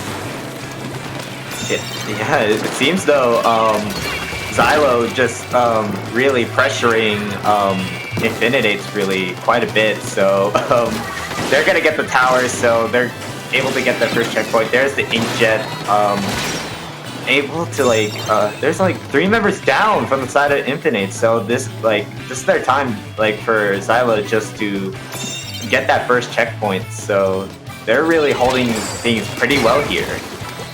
That teamwork with the inkjet was absolutely beautiful. That is what I, as an inkjet main, always want to see. Getting assisted by the teammates, then the inkjet can kill faster, even if you don't get a direct, which can happen. Checkpoint 2 is reached from Xylo at this point, and they might be stopped now, since the T-Tech is last squid standing. But 43 points and checkpoint 2 has begun. It's actually a good situation now for Xylo. But Infininades coming back now. Tentamissiles has been released, and now the Stingray, which lasers the left side, but gets challenged instantly by the Tetra, which gets a trait. Absolutely, like I think this is like really hard for Infininades to coordinate. Like, I just don't think they have the right position or where they can coordinate trying to use their specials, and I think they need to maybe work on that just a bit. And 3 members side of Infininades go down, so Xylo is going to get that second checkpoint now. So see Tetra's just going up there to their side, splash down. Oh my, I don't know if anything could really turn things around, but you never know, because like Infininades could try to make it, but I think that's going to be another knockout. Yep. So Xylo will take that game 2, 2-0 on Xylo, but it is not over yet. We are going to be playing game 3 on this set, so there's going to be another one. So but I would say good job to Xylo and Infininades, to like both sides. So Xylo was just well coordinated, and they just had their specials and like positions really well. So like they know what they're doing, and it's just perfect. Like, they're just perfect of how they are playing right now. That is absolutely correct. Xylo really on a good streak right there. Now has the 2-0. They won the set, but it's like you said, it's not over yet, since this is a play of 3. Now we are going to splat zones on Skipper Pavilion. Quite an exotic map mode, in my opinion. I don't see this a lot in tournaments, especially in which I am commentating. But I'm excited to see how this works out, and maybe Infininades is going to take that game, because in a tiebreak, this can be a huge impact. One game can actually decide a lot in a Swiss bracket. Yeah, honestly, yeah. But I'd say though, for Splatzone's skipper, like for the frontliners, like I feel like you can like take over the top there, because like you could get your specials like really fast as you're the painter. Like Junior, you get your armor or missiles. But I'm expecting like either E-Leader or Firefin if you're playing like a charger. So like I think it will be pretty good for like at this Splatzones and skipper, I would say, if you're wanting to play charger. Yeah, Elite might be strong on that thing, because the entire action, the entire game will be played on the zone. I don't think there's much going on Schwein or the middle. Actually hill or something like that. So, okay, actually all three from Xylo is facing hill. I kind of jinxed that. But anyways, Lord Esper with the Firefin like expected, since it still got a Suction Bomb Rush. And another Nautilus, but Xylo with the first zone, and Blue with a pick gets counterpicked by Hydro, which is still in their hill, and now Xylo with full control of hill, zone, and garden, and might lock down Infininades here right now. Yeah, it seems though Infininades just are having a hard time what they're gonna try to do and get get the zone and give them a penalty here. So you see that it's pretty neutral. They might get it, and yes, they do. So Xylo has that penalty, and now this is a huge fight. So like this is all fights and fights going on in the zone. Specials are coming out from each side. Like everyone's fighting for the zone here, and armor popping out from Xylo. One member goes down from the side of Infininades. So this, like, it seems though Infininades is still holding things out on the zone. So, but unfortunately, Xylo was able to get, the zone back, and the Inkjet though wasn't able to get a pick. So seems though Xylo here, like action, and then you got Blue just holding things in position just to make sure where they're gonna go from. You see missiles coming out. They might have to use their specials right now if they want to start getting picked. But there's an Inkjet from the side, but not able to get a pick there. So two members from the side of Xylo go down. So this could be Infininade's zone now. So yes, they do. They grabbed the zone. So there were like three members of the side go down. So like a lot of fights are happening right now. Like a lot of it. So like picks and picks and picks. Like they're just getting him, and then whoever just wants to get the zone. So, and here comes the Flings. They're trying to get that charger, but still trying, but just still trying. Like the Flings is still trying, but seems though Xylo was able to get the zone back though. The Gal goes down. So like Infininates need to get the zone now, because like this is their moment. Like if they want to maybe win this one, they just to get the zone back if they're just pushed out. But unfortunately, three members from the side of Infininades go down, so that's going to be a complete wipe there. So Xylo is here just now getting some control here, and just pretty much just make sure they just win this game. Like they just want to get a 3-0, and then but it can't be over yet though. So see it from the side, but the charger was able to get the charger there, so that's going to be a game for that. So Xylo wins 3-0 against Infininades. That was great. Yeah, this what I wanted to say, because you just talked on, and I didn't want to interrupt you. The splash wall just carried the jump back from the charges, and that's exactly why the Flings had so much issues on getting the charger. It was actually a great game from Infininades as well, because the Nautilus, for example, got a really good position on the garden, could get 2 picks. The Inkjet was quite panicky since they were still weak. They could regenerate in time, and then there was the pick. But all in all, that was a great game from Xylo. They deserved that win a lot. Although it was actually a pretty fast game, especially on Clamblitz and tower control, which was a domination from Xylo. While we are still here, for all players who are interested in playing with people around your own level and developing skills, Launchpoint will be a perfect place for you. The server is aimed towards people who are new to the comm scene, and those who consider themselves the 5 or below can join that server. And don't miss out on the Launchpoint Draft Cup taking place on December the 13th. Sign-ups are closing on 4th of December. If you're interested, just check out Launchpoint. The Twitter is @launchpoint_SPL. There you can also get the Discord server. This might be a great server for everyone who joins in the community of competitive Splatoon and wants to improve as well. Absolutely, yeah. And this will be a good place for these new players coming into the competitive scene, and we just don't know them, and they want to improve. If you really want to improve, Launchpoint will be your best option if you want to. 300 players, and you might be another one.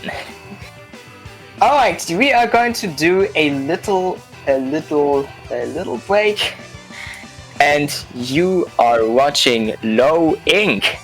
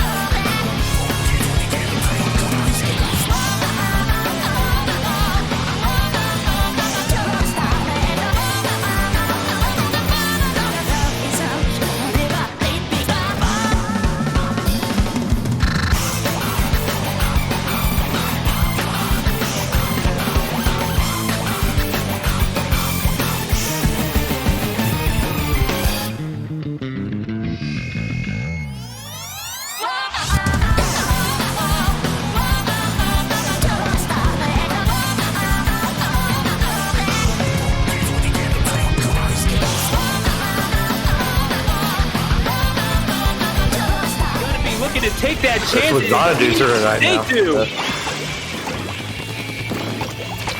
You gotta shoot your shot, Xanadu's man. looking to go on a date. You gotta shoot your shot. And there you go. Xanadu. You okay there, man? Wow, that Ray did a huge number. Like, even if the Ray didn't get the picks, I don't know if the Ray got all of them, but there was definitely support by teammates there with that Ray out to allow the tower to move forward. That was a really good team play by GeekSquids. The Rainmaker does go down, but the Splatling is the last player left alive.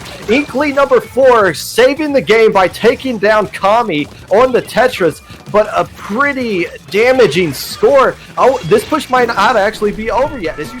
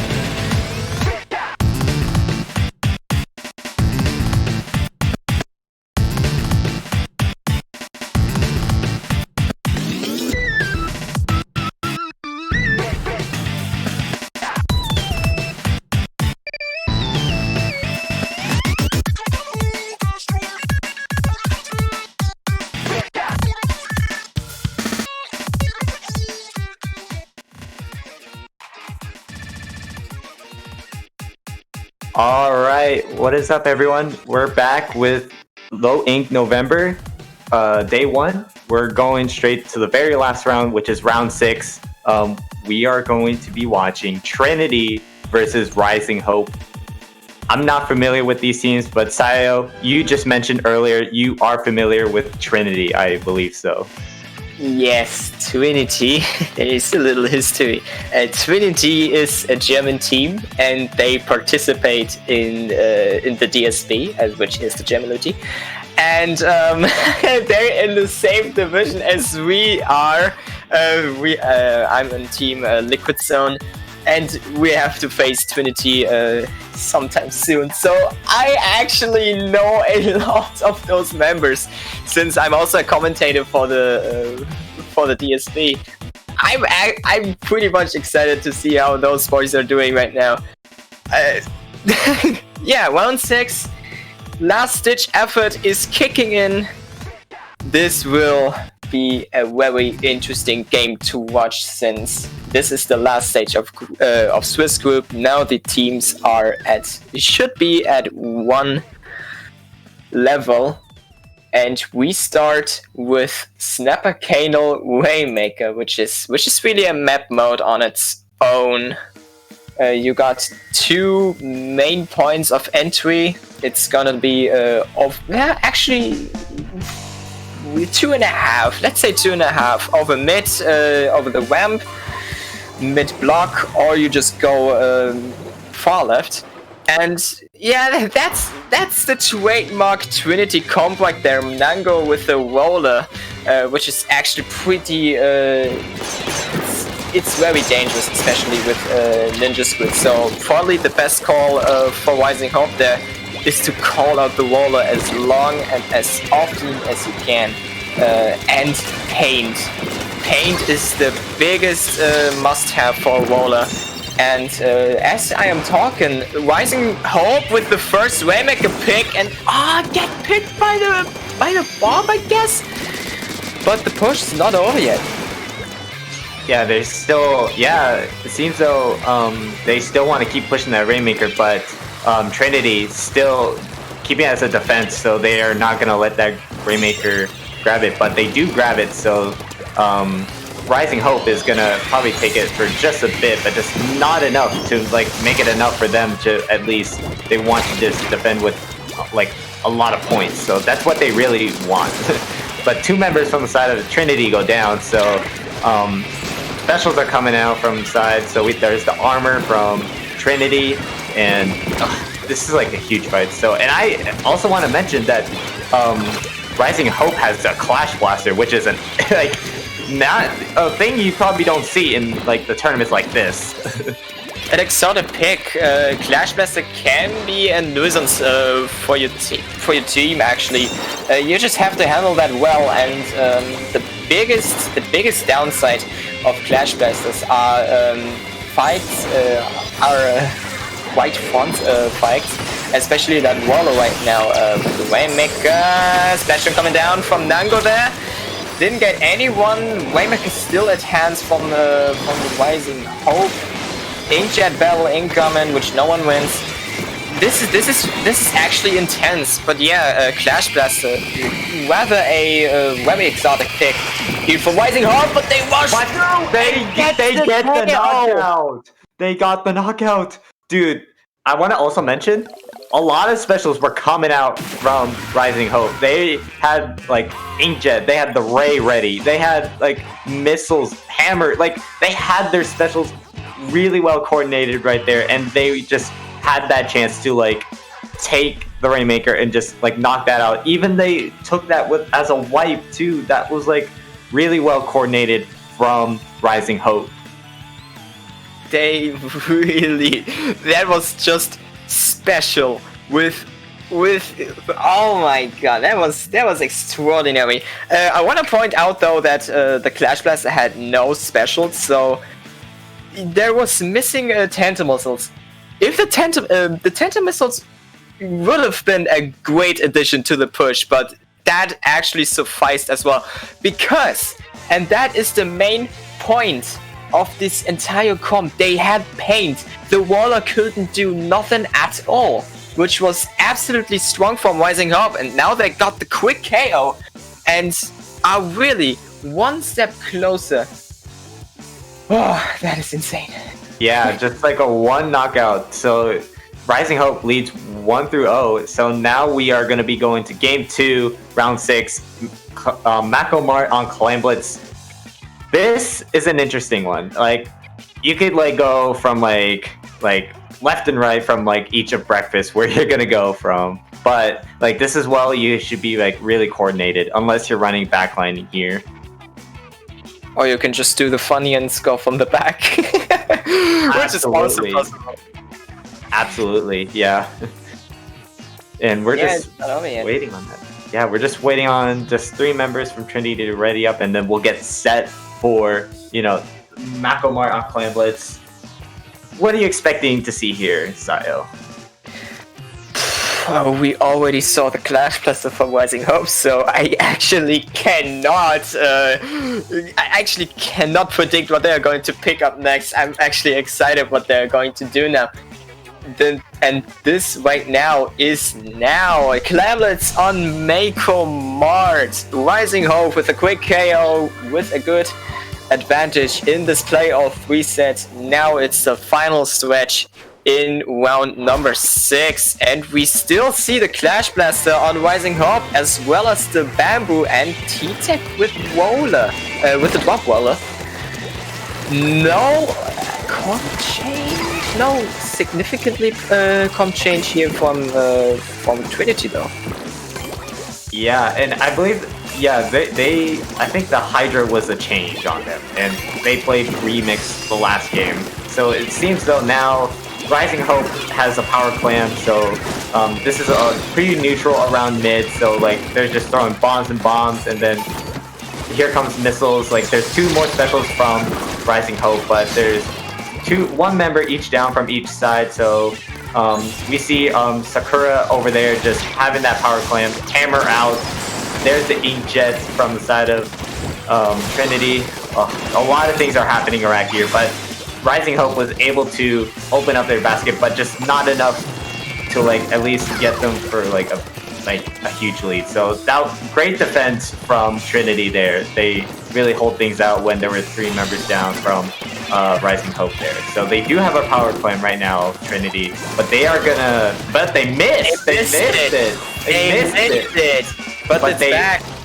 Yeah, Nango picked it up back and catches the Splat Bomb as well from Rising Hope, and that's an even weaker first push here from Trinity. 77 to 80. Both first pushes weren't not optimal, sadly, but this makes it a good open game for both teams. However, Rising Hope now with the second push down to 50. Nango getting a good splat for the defense, helping the other teammates as well. But they still score. Yeah, and now that leads it to 38 now with Rising Hope with a good, like a decent lead for them. But as for the clock though, we still like this could actually turn things around. With Trinity might come back from this, so we don't know anything. Anything could happen. But it seems though each side has 2 members down, so this is pretty neutral. So from each side though, when they had their clans from the beginning there, they just didn't coordinate it as much where if they had clans or not, or they just didn't know where position they were gonna be at. But though Rising Hope was able to like get that like decent like lead with 38 remaining, so still pretty neutral. So 2 specials from the side of Rising Hope. They're gonna hold it out off maybe for a push there, but a lot of trades are happening. So Trinity was able to open their basket right there. So 2 members are down. So it's not, they just don't have enough clans though, just to, you know, maybe get like come back for just like maybe a complete amount of points there. It just wasn't enough for them to make that push there. Well, a 2 not so great push. Oh my god, actually, Rising Hope just deleted. They just deleted their cooldown points here in Clamblitz, and they still score 11 points down. And if the Super Clam gets in, no, Nango keeps it in the game. The Inkjet gets down as well. Oh my gosh. Oh, this is so much right now for Trinity. And now they're facing a big, huge lead from Rising Hope there with 70-5. But they still have some good opportunities. They now have 2 super clams, 1 pity clam and a clam in hand. So this is not over yet. In Clamblets, everything can still happen. And the only thing that misses are really A, paint, and B, coordinated specials, which might be the case here. But with the inkjet quite prematurely used, Rising Hope can actually make that defense happen.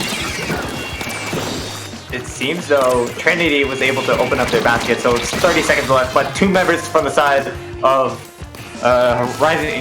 Trinity go down, so that stops the push there. So, but that's gonna be 3 members down from the side of Rising Hope. So this 4 members down. It's a wipe. That's a complete wipe. This could, we don't know if anything could turn things around. Rising Hope has to defend this if they want to win this set, win the set with a 2-0. So 2 power climbs from the side, Trinity. So they're just being patient. 3 power climbs already. So this maybe could turn things around. Here comes the roller, but there's 30 remaining. Here's 1 pick. This could be it. No, it's just a roller left. But he gets a pick. He gets a pick there. Oh my god. He got Oh my god. Power play from the roller, and this is exactly why you always want to call out that roller while you can. Exactly for this reason. Oh my god. 25, you constantly 25 splats on a roller.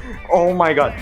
That overtime was epic right there. I was going to lose my mind right there. Like, Nango with that roller. He was able to get those picks when they had 3 down, but he was still able to, still survive and just throw those power climbs into their basket and just get that lead. And that's what Nango was doing. They able to save it and just save it for, this could be a chance for Trinity and Rising Hope. So this is their time to shine.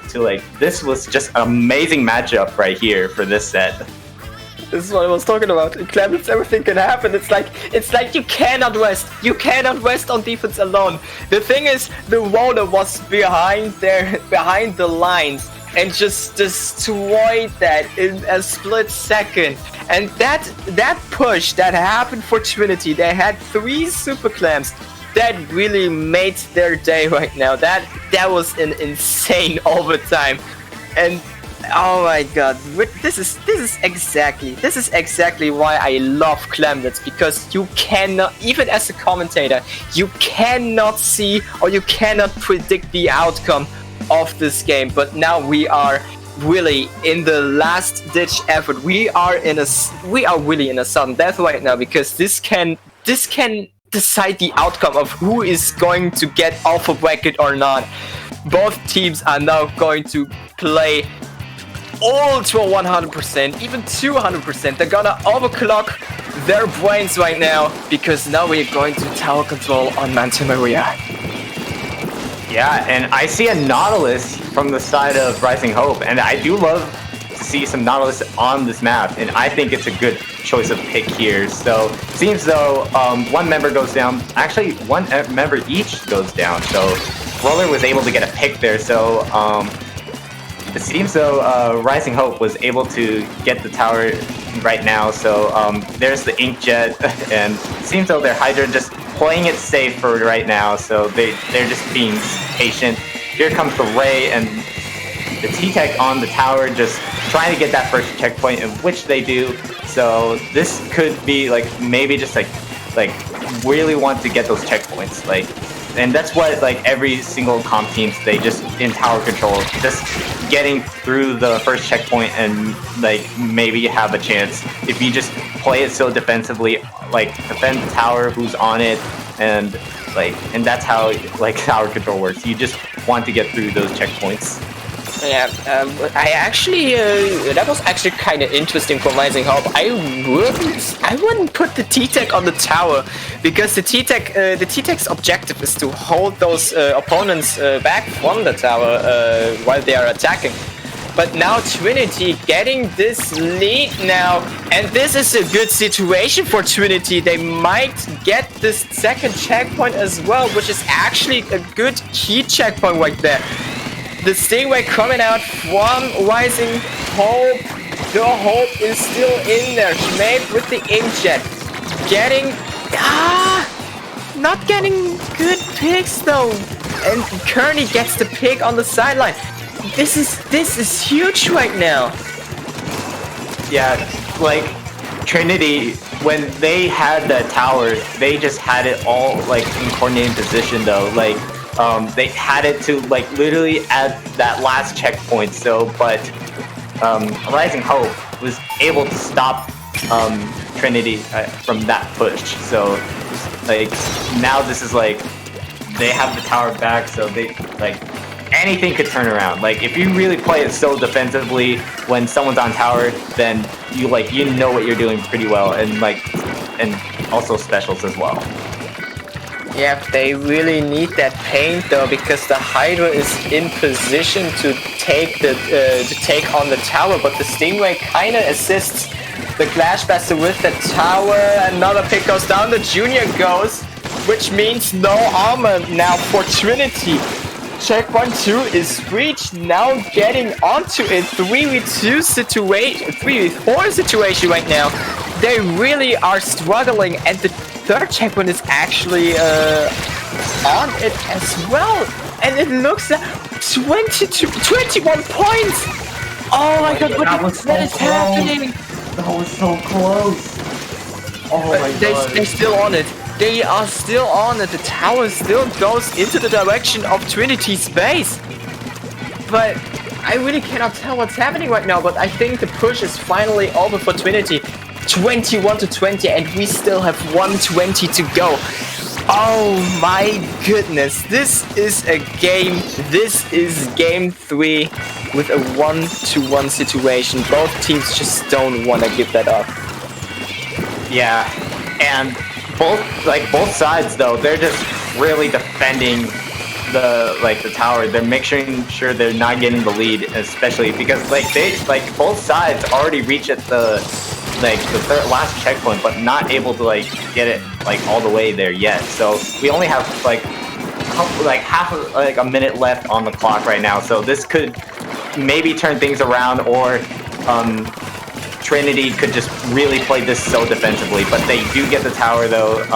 Rising Hope still just really wanting to get this lead, so they're still on the tower. So and Trinity's still playing it really defensively, and not letting Rising Hope just to get on that tower and just keep this going. But we do see an Inkjet coming out from the side of Rising Hope.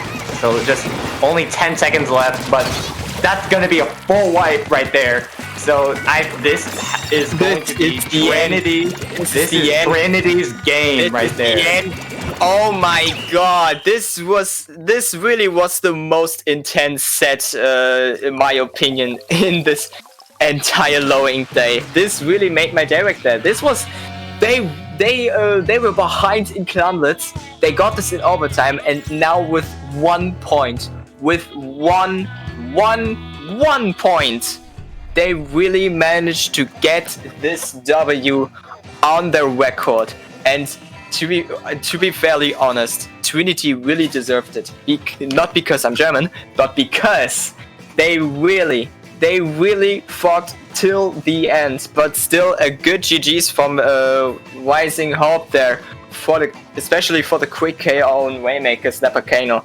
This really was a great set, and both teams really should be proud of what they have done today. Absolutely. And to everyone out there that are participating in low ink, this was an amazing tournament for day one, and we're excited for some alpha brackets. And tomorrow we hope to see some of these teams that make it to alpha bracket by tomorrow. Like, I'm so excited. Yeah, definitely. But before we go, we still have something to make some advertisement. The Minnow Cup, a new tournament for teams Div 4 and below, which is exactly the cutoff point for low ink. It focuses on improving teamwork skills on the 4 rank modes. Each month maps are played exclusively on one mode, which is going to be Clamblitz next time on the second event on January the 2nd the next year. Registration on Battlefy will open on December the 1st, so if you want to play with your team a great tournament around your skill level, there is a chance at the Minnow Cup. This will be a great chance to play.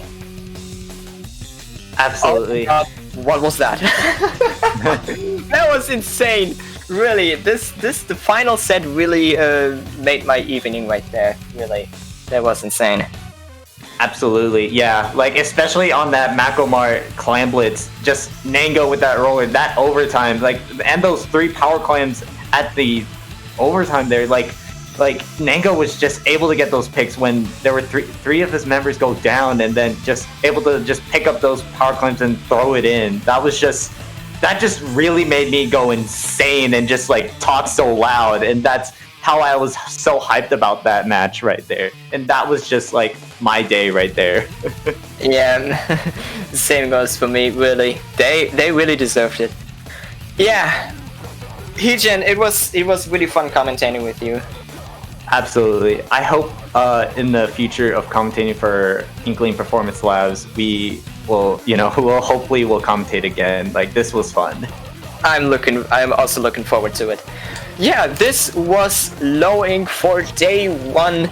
Tune in tomorrow, same time as the starting time at 19 o'clock Central European time. There is day 2 with the Alpha Bracket will be on stream. And see you next time. Stay fresh. See you tomorrow. And Xylo, where could they find you? Like, any on like social media? You can find me on Twitter, Inkling on Fire. I also do stream a lot on German though, so for all German fans, I play a lot of Splatoon, but also some other games. But I don't want to do advertise for my stream though. No worries. But you can also find me on Twitter, Bunny Heejin SPL. I also do stream as well, mostly a lot of Splatoon, but I do some other kind of content around there. But you can find me on Twitch, German, the K-pop King. And yeah, guys, this was fun. An amazing day 1 of November Low Ink. We'll see you guys on day 2 Low Ink of November. We'll see you guys all tomorrow, and have a great day, guys. Stay fresh!